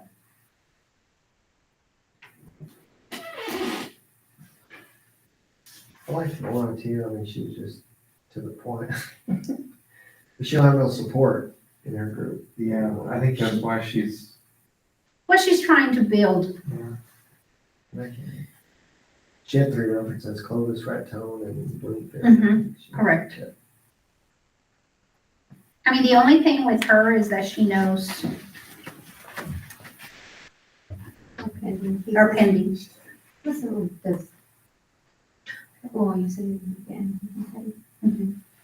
Now with Cuddy, because we have been using them for bond issues, so we would have to continue. Unless, I'm sure Zamora, Ortiz and Zamora, they probably have that too. Yeah, I think we just have to use Cuddy on this bond that we've already started. Yes. The next one we can. Maybe for the next one. We can, if you want more time so that you can look at these proposals and we can table it again. I mean, right now we're currently covered. That's okay.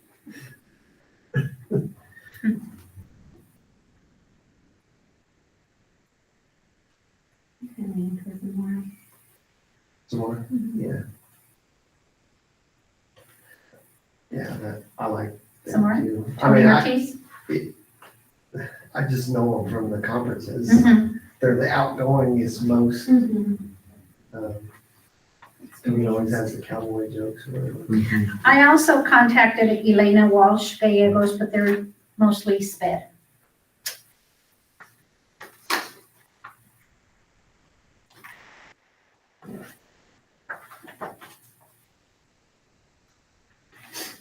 Which one do you choose?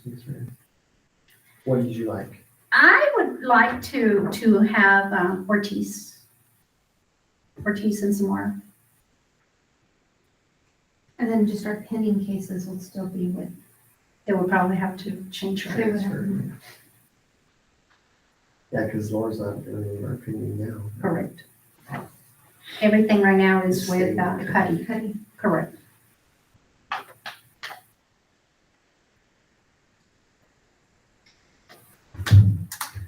Days of water cheaper. It is. $15? $15 an hour, cheap. You can buy quite a few things off the dollar.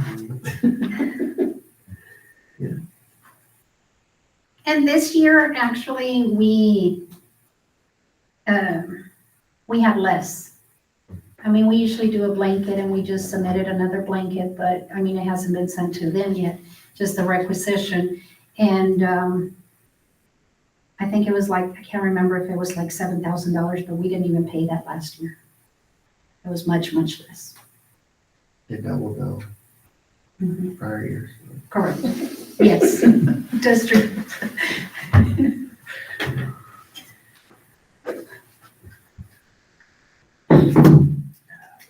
I don't know, I mean, if we need more time, it's fine. I can vote. You can. And again, like I say, if you want more time to read over them, and that's perfectly fine, and we'll table it again. My vote is some more, I don't. Okay. But I don't know what, if we come to an agreement. Yeah, I'm good with some more. Okay, I will definitely give them a call and go from there. I'll, make the motion to go with the Otis and Zamora law firm.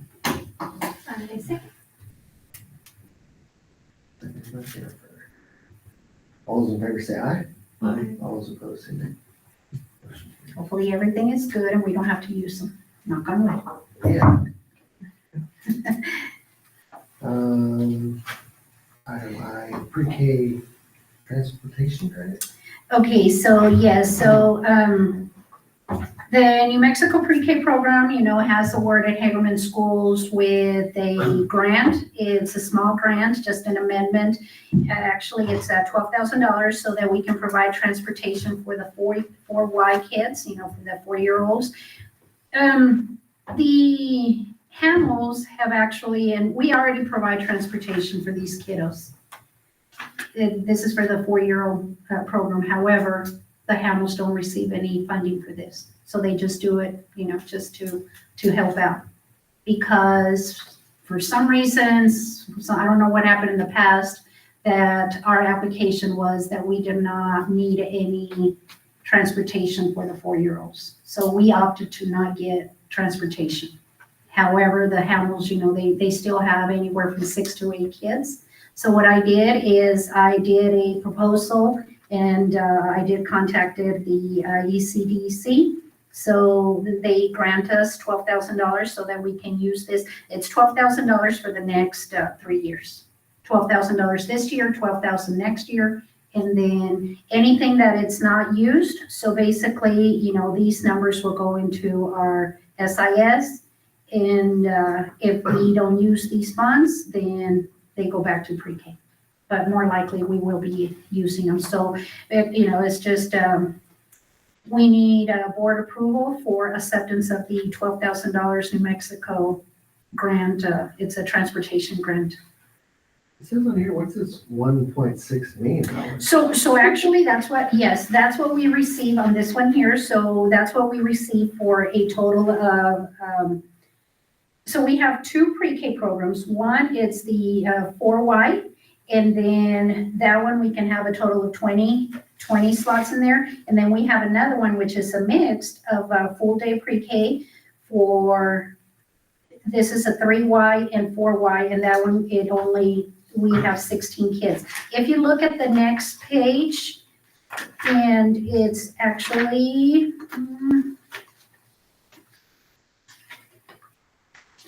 okay, it's page 10. It's this one here. Trevor, I apologize. Next time I will bring you a folder. So this one here, if you look, okay, so the 1,694,440, we got this amount, and it gets sent to us every year for 4 years. So if you look here, on last year for 24, we got 437,800. FY '25, we got 402. And then FY '26, which is this year, we're getting 426,920. And then next year for 20, or 2 years for 27, it will be 426,920. That's a total of 1,694,440. Now they are adding $12,000 for FY '26 and FY '27. And the $12,000 will be for transportation. So basically, this is the money that we get for pre-K for, the full year, and what it pays for the teacher salary, the teacher assistant, and, just other expenses, materials, professional development. And what are we looking to do with this? What do we do with this money? Pretty much it takes the entire, No, I meant the 12,000. that will go towards transportation. So that would be to pay for the Hamels, yes. So it goes to the Hamels, It goes to the Hamels.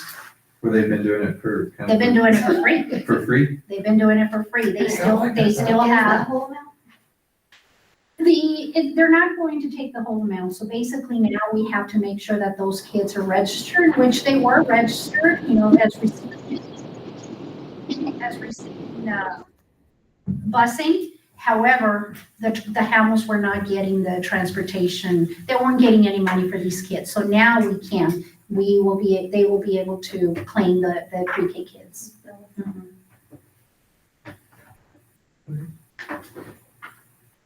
So what we need from the board is just acceptance of the grant, the $12,000. Questions, objections? If we did say that, would Hamel still do it for free? It's free money too. But it is. So it's like, how do you? Yeah. I just wonder if we could use it. No, unfortunately, if we don't use it, and that's the same thing for, all our regular kids. At the end of the year, what they do is they give us an allotment, let's say $300,000 for transportation. But if we don't use the $300,000, then Jolene has to send a check back. Each time we give the 12,000, they dedicate one person. Drive the activity bus. Yes.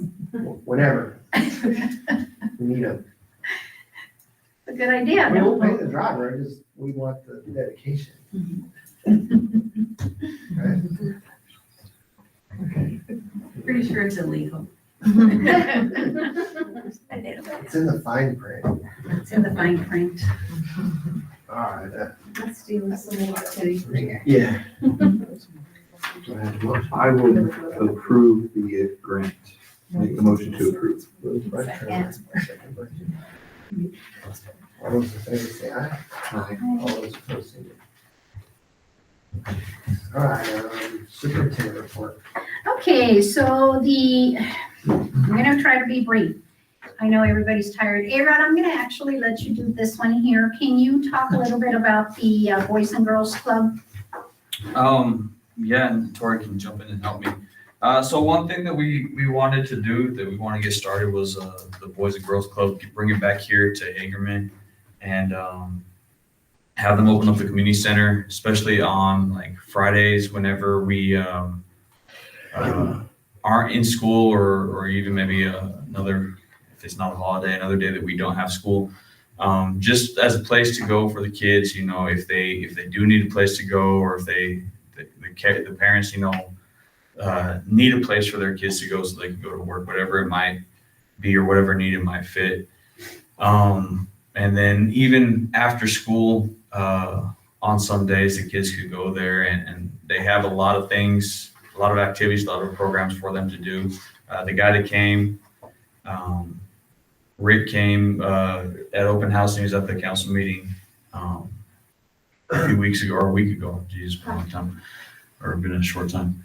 Anyways, he said that he's really big into STEM. He wants to incorporate STEM projects, activities, and then art, and of course utilizing the gym and the surrounding area to do like sports and other competitive activities. We need a lot more feedback. There's been a survey circulating since the beginning of school. It's out on the marquee, it was passed out at meet and greet. And it just needs, the parents need to go on there and fill out that survey so that the Boys and Girls Club is able to put together a budget and to meet the needs of the parents. And that's kind of where we're standing at this point. I think that he is going to try to see what Lake Arthur and Dexter would be able to contribute as far as kids and participation, but hopefully we can get it going and keep it going. Am I missing anything? No, I think, and there, you talked about the QR code, I mean, so that the kids could register. As of last week, we only have 2 students, so with only 2 students, it's not going to happen, so we just definitely need to try to promote this and it's really not just for Fridays. I mean, it's also after school. So right now, the majority of our secondary kids, they actually have practice after school.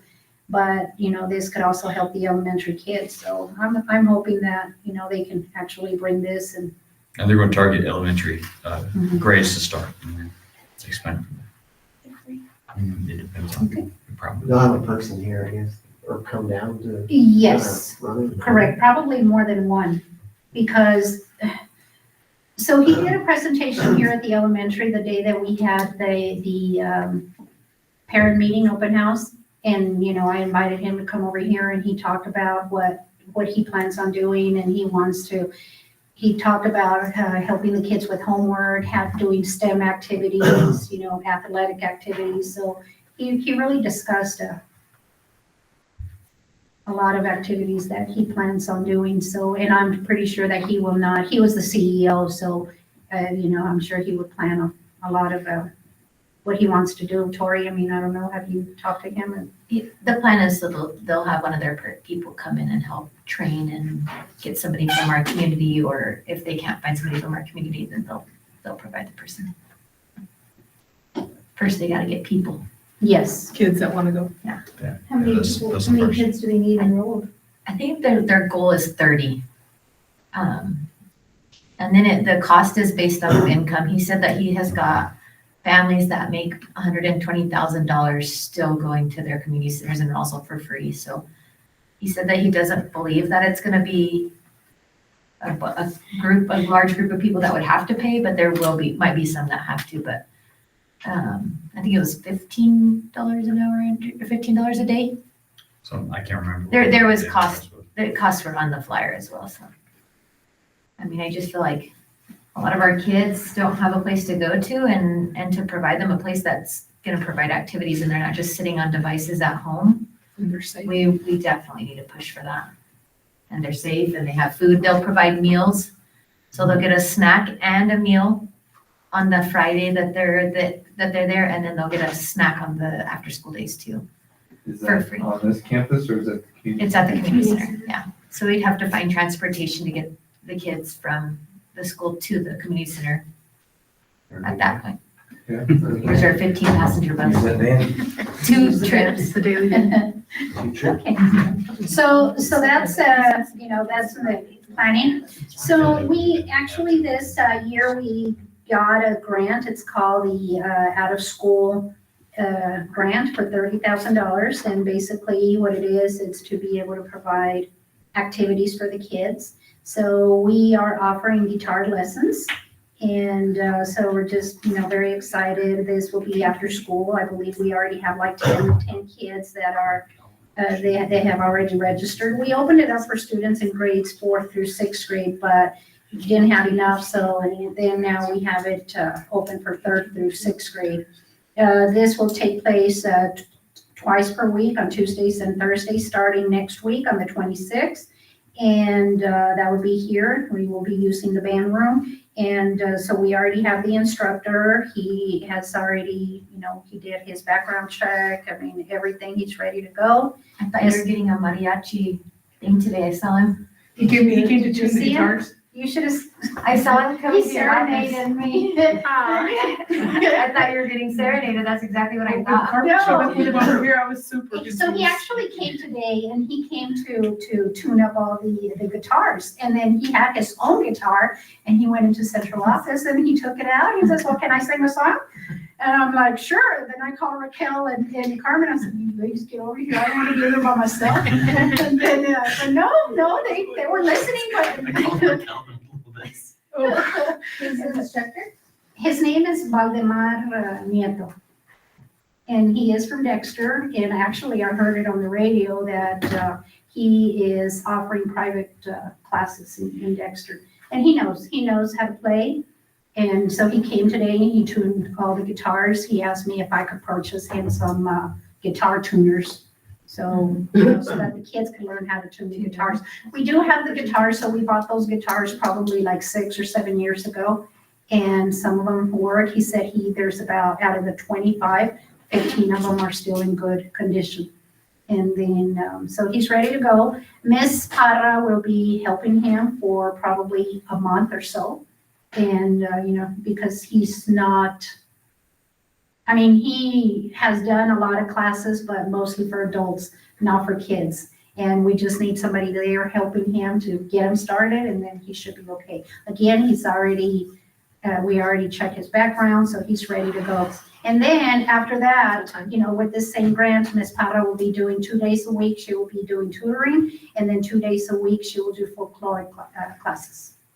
And so we have the mariachi, and then we have somebody that would do the folklore classes. So, I think we just need to be able to do fun activities for the kids versus just the academics, because when you do things like this, if you incorporate the music and the arts, then that improves academics.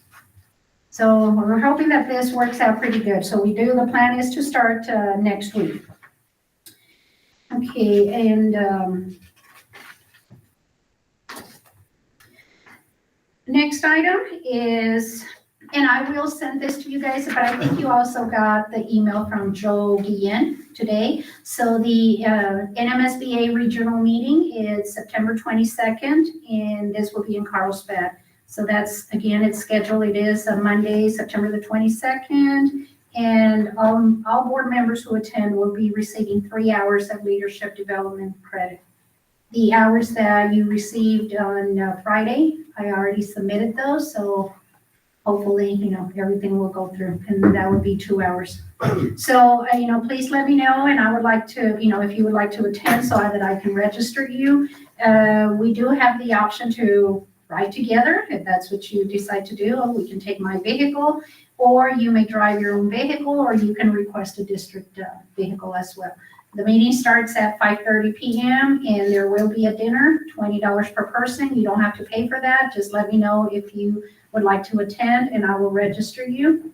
And then, that way I can submit the purchase order for the cost of the dinner.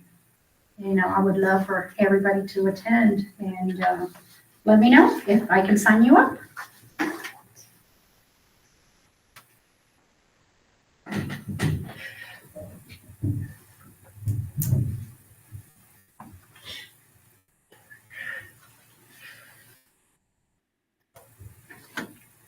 I know it's difficult, to attend all these meetings. However, based on the new accreditation, the board members are, that's number one. So there's 10 components, and I can talk about that. I can go straight to that.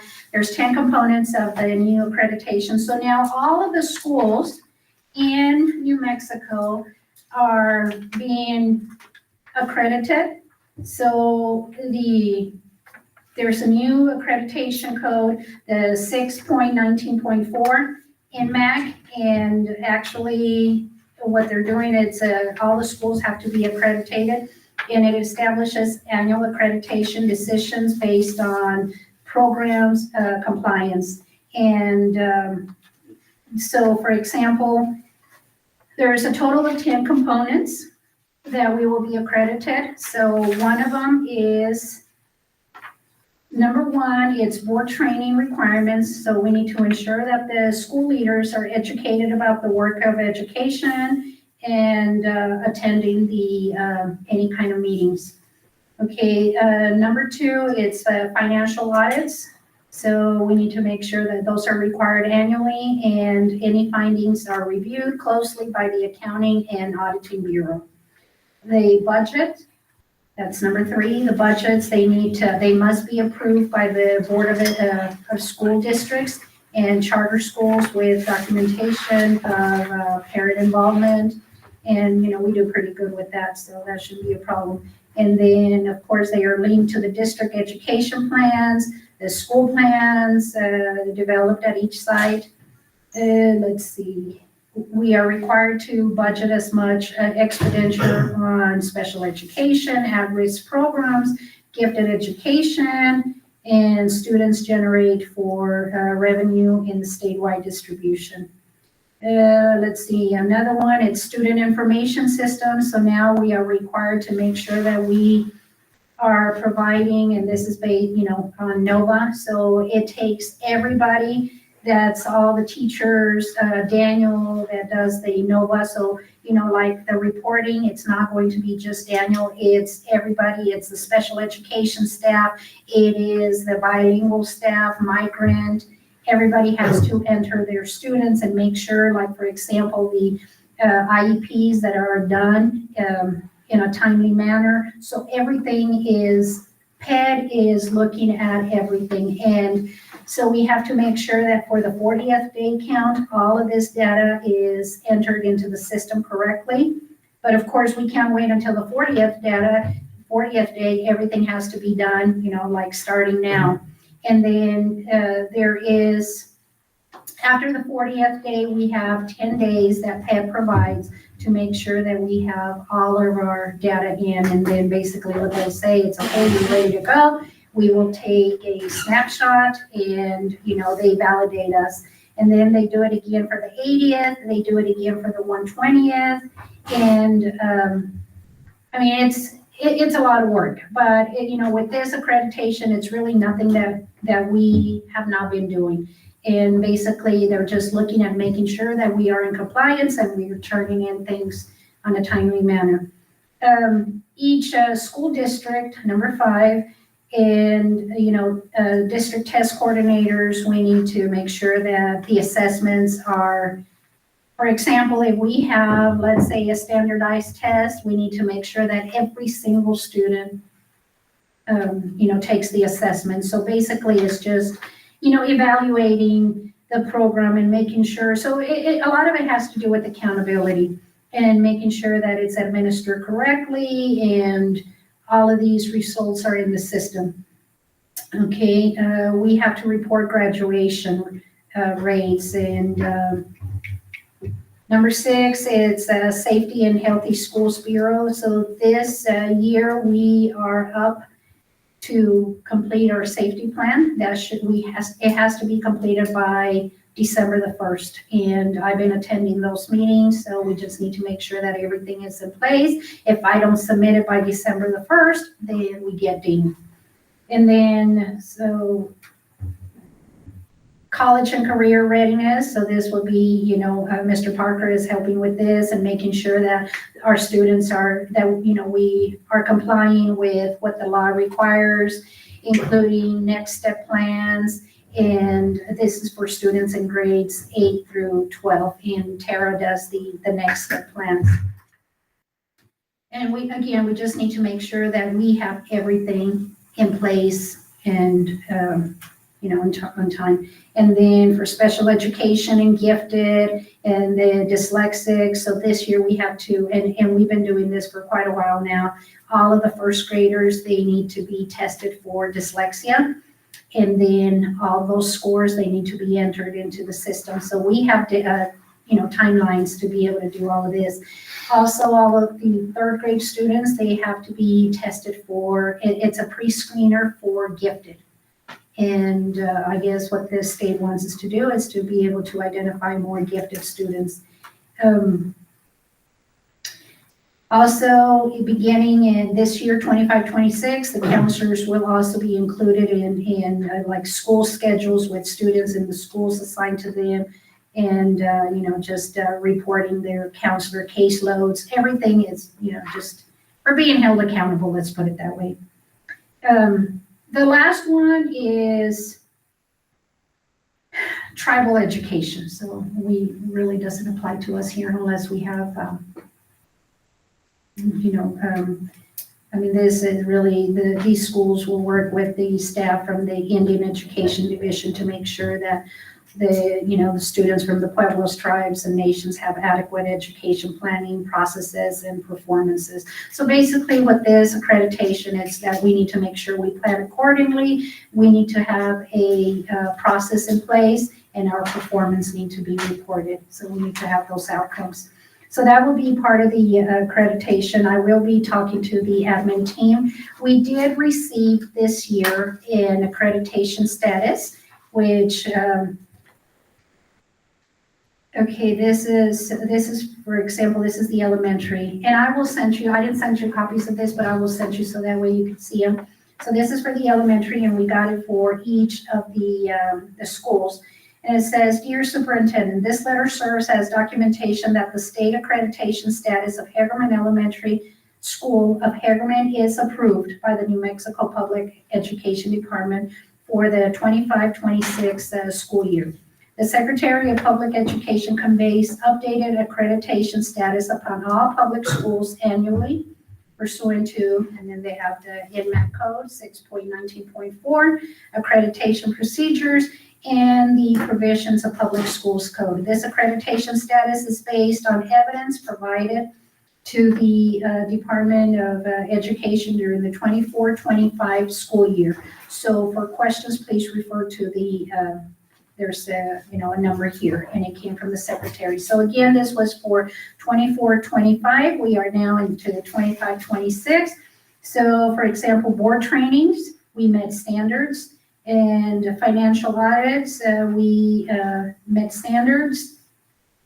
Then there was the New Mexico School Dash Plan. It's a plan that provided from the Priority Schools Bureau and evaluates all the schools.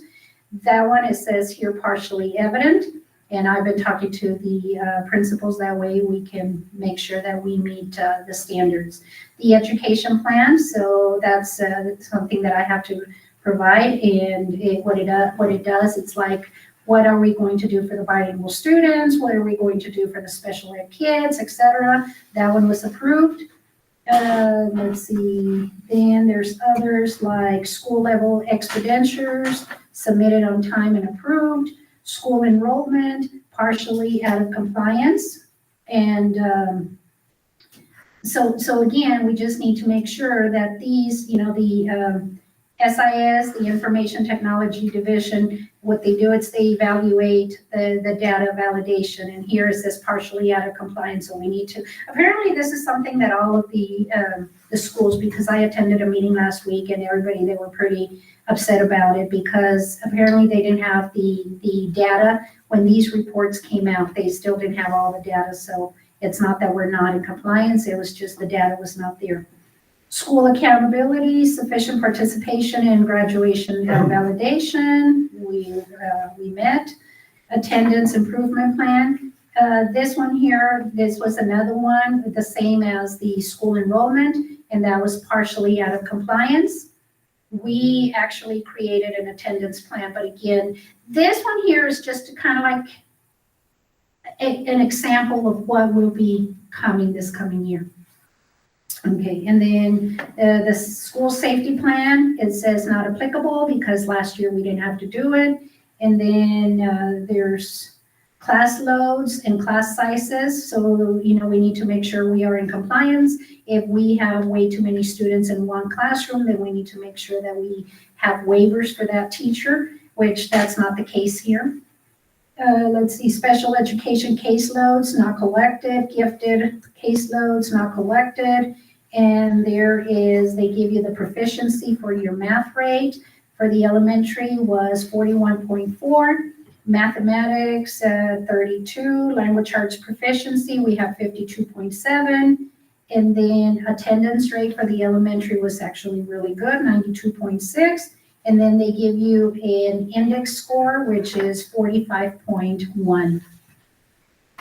The index scores for, okay, I'm just gonna go with, the attendance here, and this one is this one is the high school, and I did mention it to the administrators that, it is kind of low. They only have us here at 72.9. And I know Cody said there's no way, we worked really hard to get this, to improve our attendance, and I know they did, so I don't know, I just think that we're probably coding the kids incorrectly, so I think it's something internal. And we probably definitely need to check into that with Daniel, because it is very low. So they have us at 72.9. Now our graduation, it's 92.4, so that's really good. However, the overall score for the high school, 59.3. So the overall score is really good. But we definitely need to look at the attendance rate.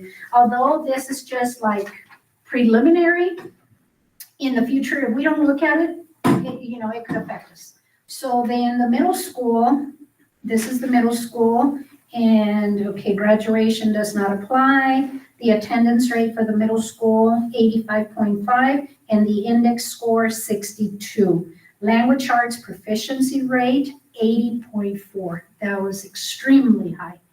And that was really, really good. The mathematics proficiency was only 41.2 versus the high school, and we know why. The high school mathematics proficiency was only 16.1. Room to grow. Mm-hmm. And I will, tomorrow morning, I will be having a meeting with the administrators. They will be getting this, so we will be covering this and see what, steps to take so that we can improve, which I think we're headed in the right direction. But we definitely need to see why the attendance at the high school. And I'm thinking that we're still not coding the kids correctly when they go to the games. And so we definitely need to make sure that we look at that and that it is correct. Because it is pretty low, 72. It's really low. It's really Well, low. compared to what the we- data that we yeah. tracked, when most days we were over 90%, I don't know where the discrepancy is and how they're getting 72. So we definitely need to look at that, and Daniel will be at our meeting tomorrow and make sure that we get this corrected, because it will happen again, so. Oh, no. Mhm. And that's all I have, and I'll stand for questions. Any questions from the staff? Mine's not really a question, but it's a comment. So the grant for the school is after the school day, correct? I'm sorry, I didn't. The grant for the guitar, Yes, that's after school. it's after school, so that would be from So 4 if to these 5. kids have their cell phone, they can get a tuner for the guitars on their cell phone. For third, fourth, and fifth? If they have a cell phone, I didn't know that, okay. yeah, there's a bunch of free There tuners out may there. be, and did we look at the closets to see if there's any tuners in those closets? I didn't. I think there is some. I will go, I remember I'll go look, because I remember when I was getting hand instruments for somebody out of there was stuff. I remember him tuning them. Yeah. I would think that we have at least one He or said he two. wants to teach the kids so that they can tune their own guitar. No, that's a great idea. But they were like $20 each. I bet you we have some. I'll go look Okay. tomorrow. Thank you. That's just to see how many. Or even an iPad, we can use We some of could the probably use iPads. We have iPads. iPads and you can download the app on there, the Okay. tuning iPad app. Good idea. It's called guitar tuner. There's a lot. Free. So yes, I was serenaded today. Yeah, he came there was so many people in the middle school office at one point when Carmen brought him, and I was like, there's so much going on right here, because it was him and Carmen came, there was a student who needed something, and a parent came to check a kiddo out, and it was just busiest moment in the office all afternoon. So any other questions? All right, thanks, everybody. I see you going to executive session. Thank you. I will make it short. I promise. Let's see. I will make the motion to go into executive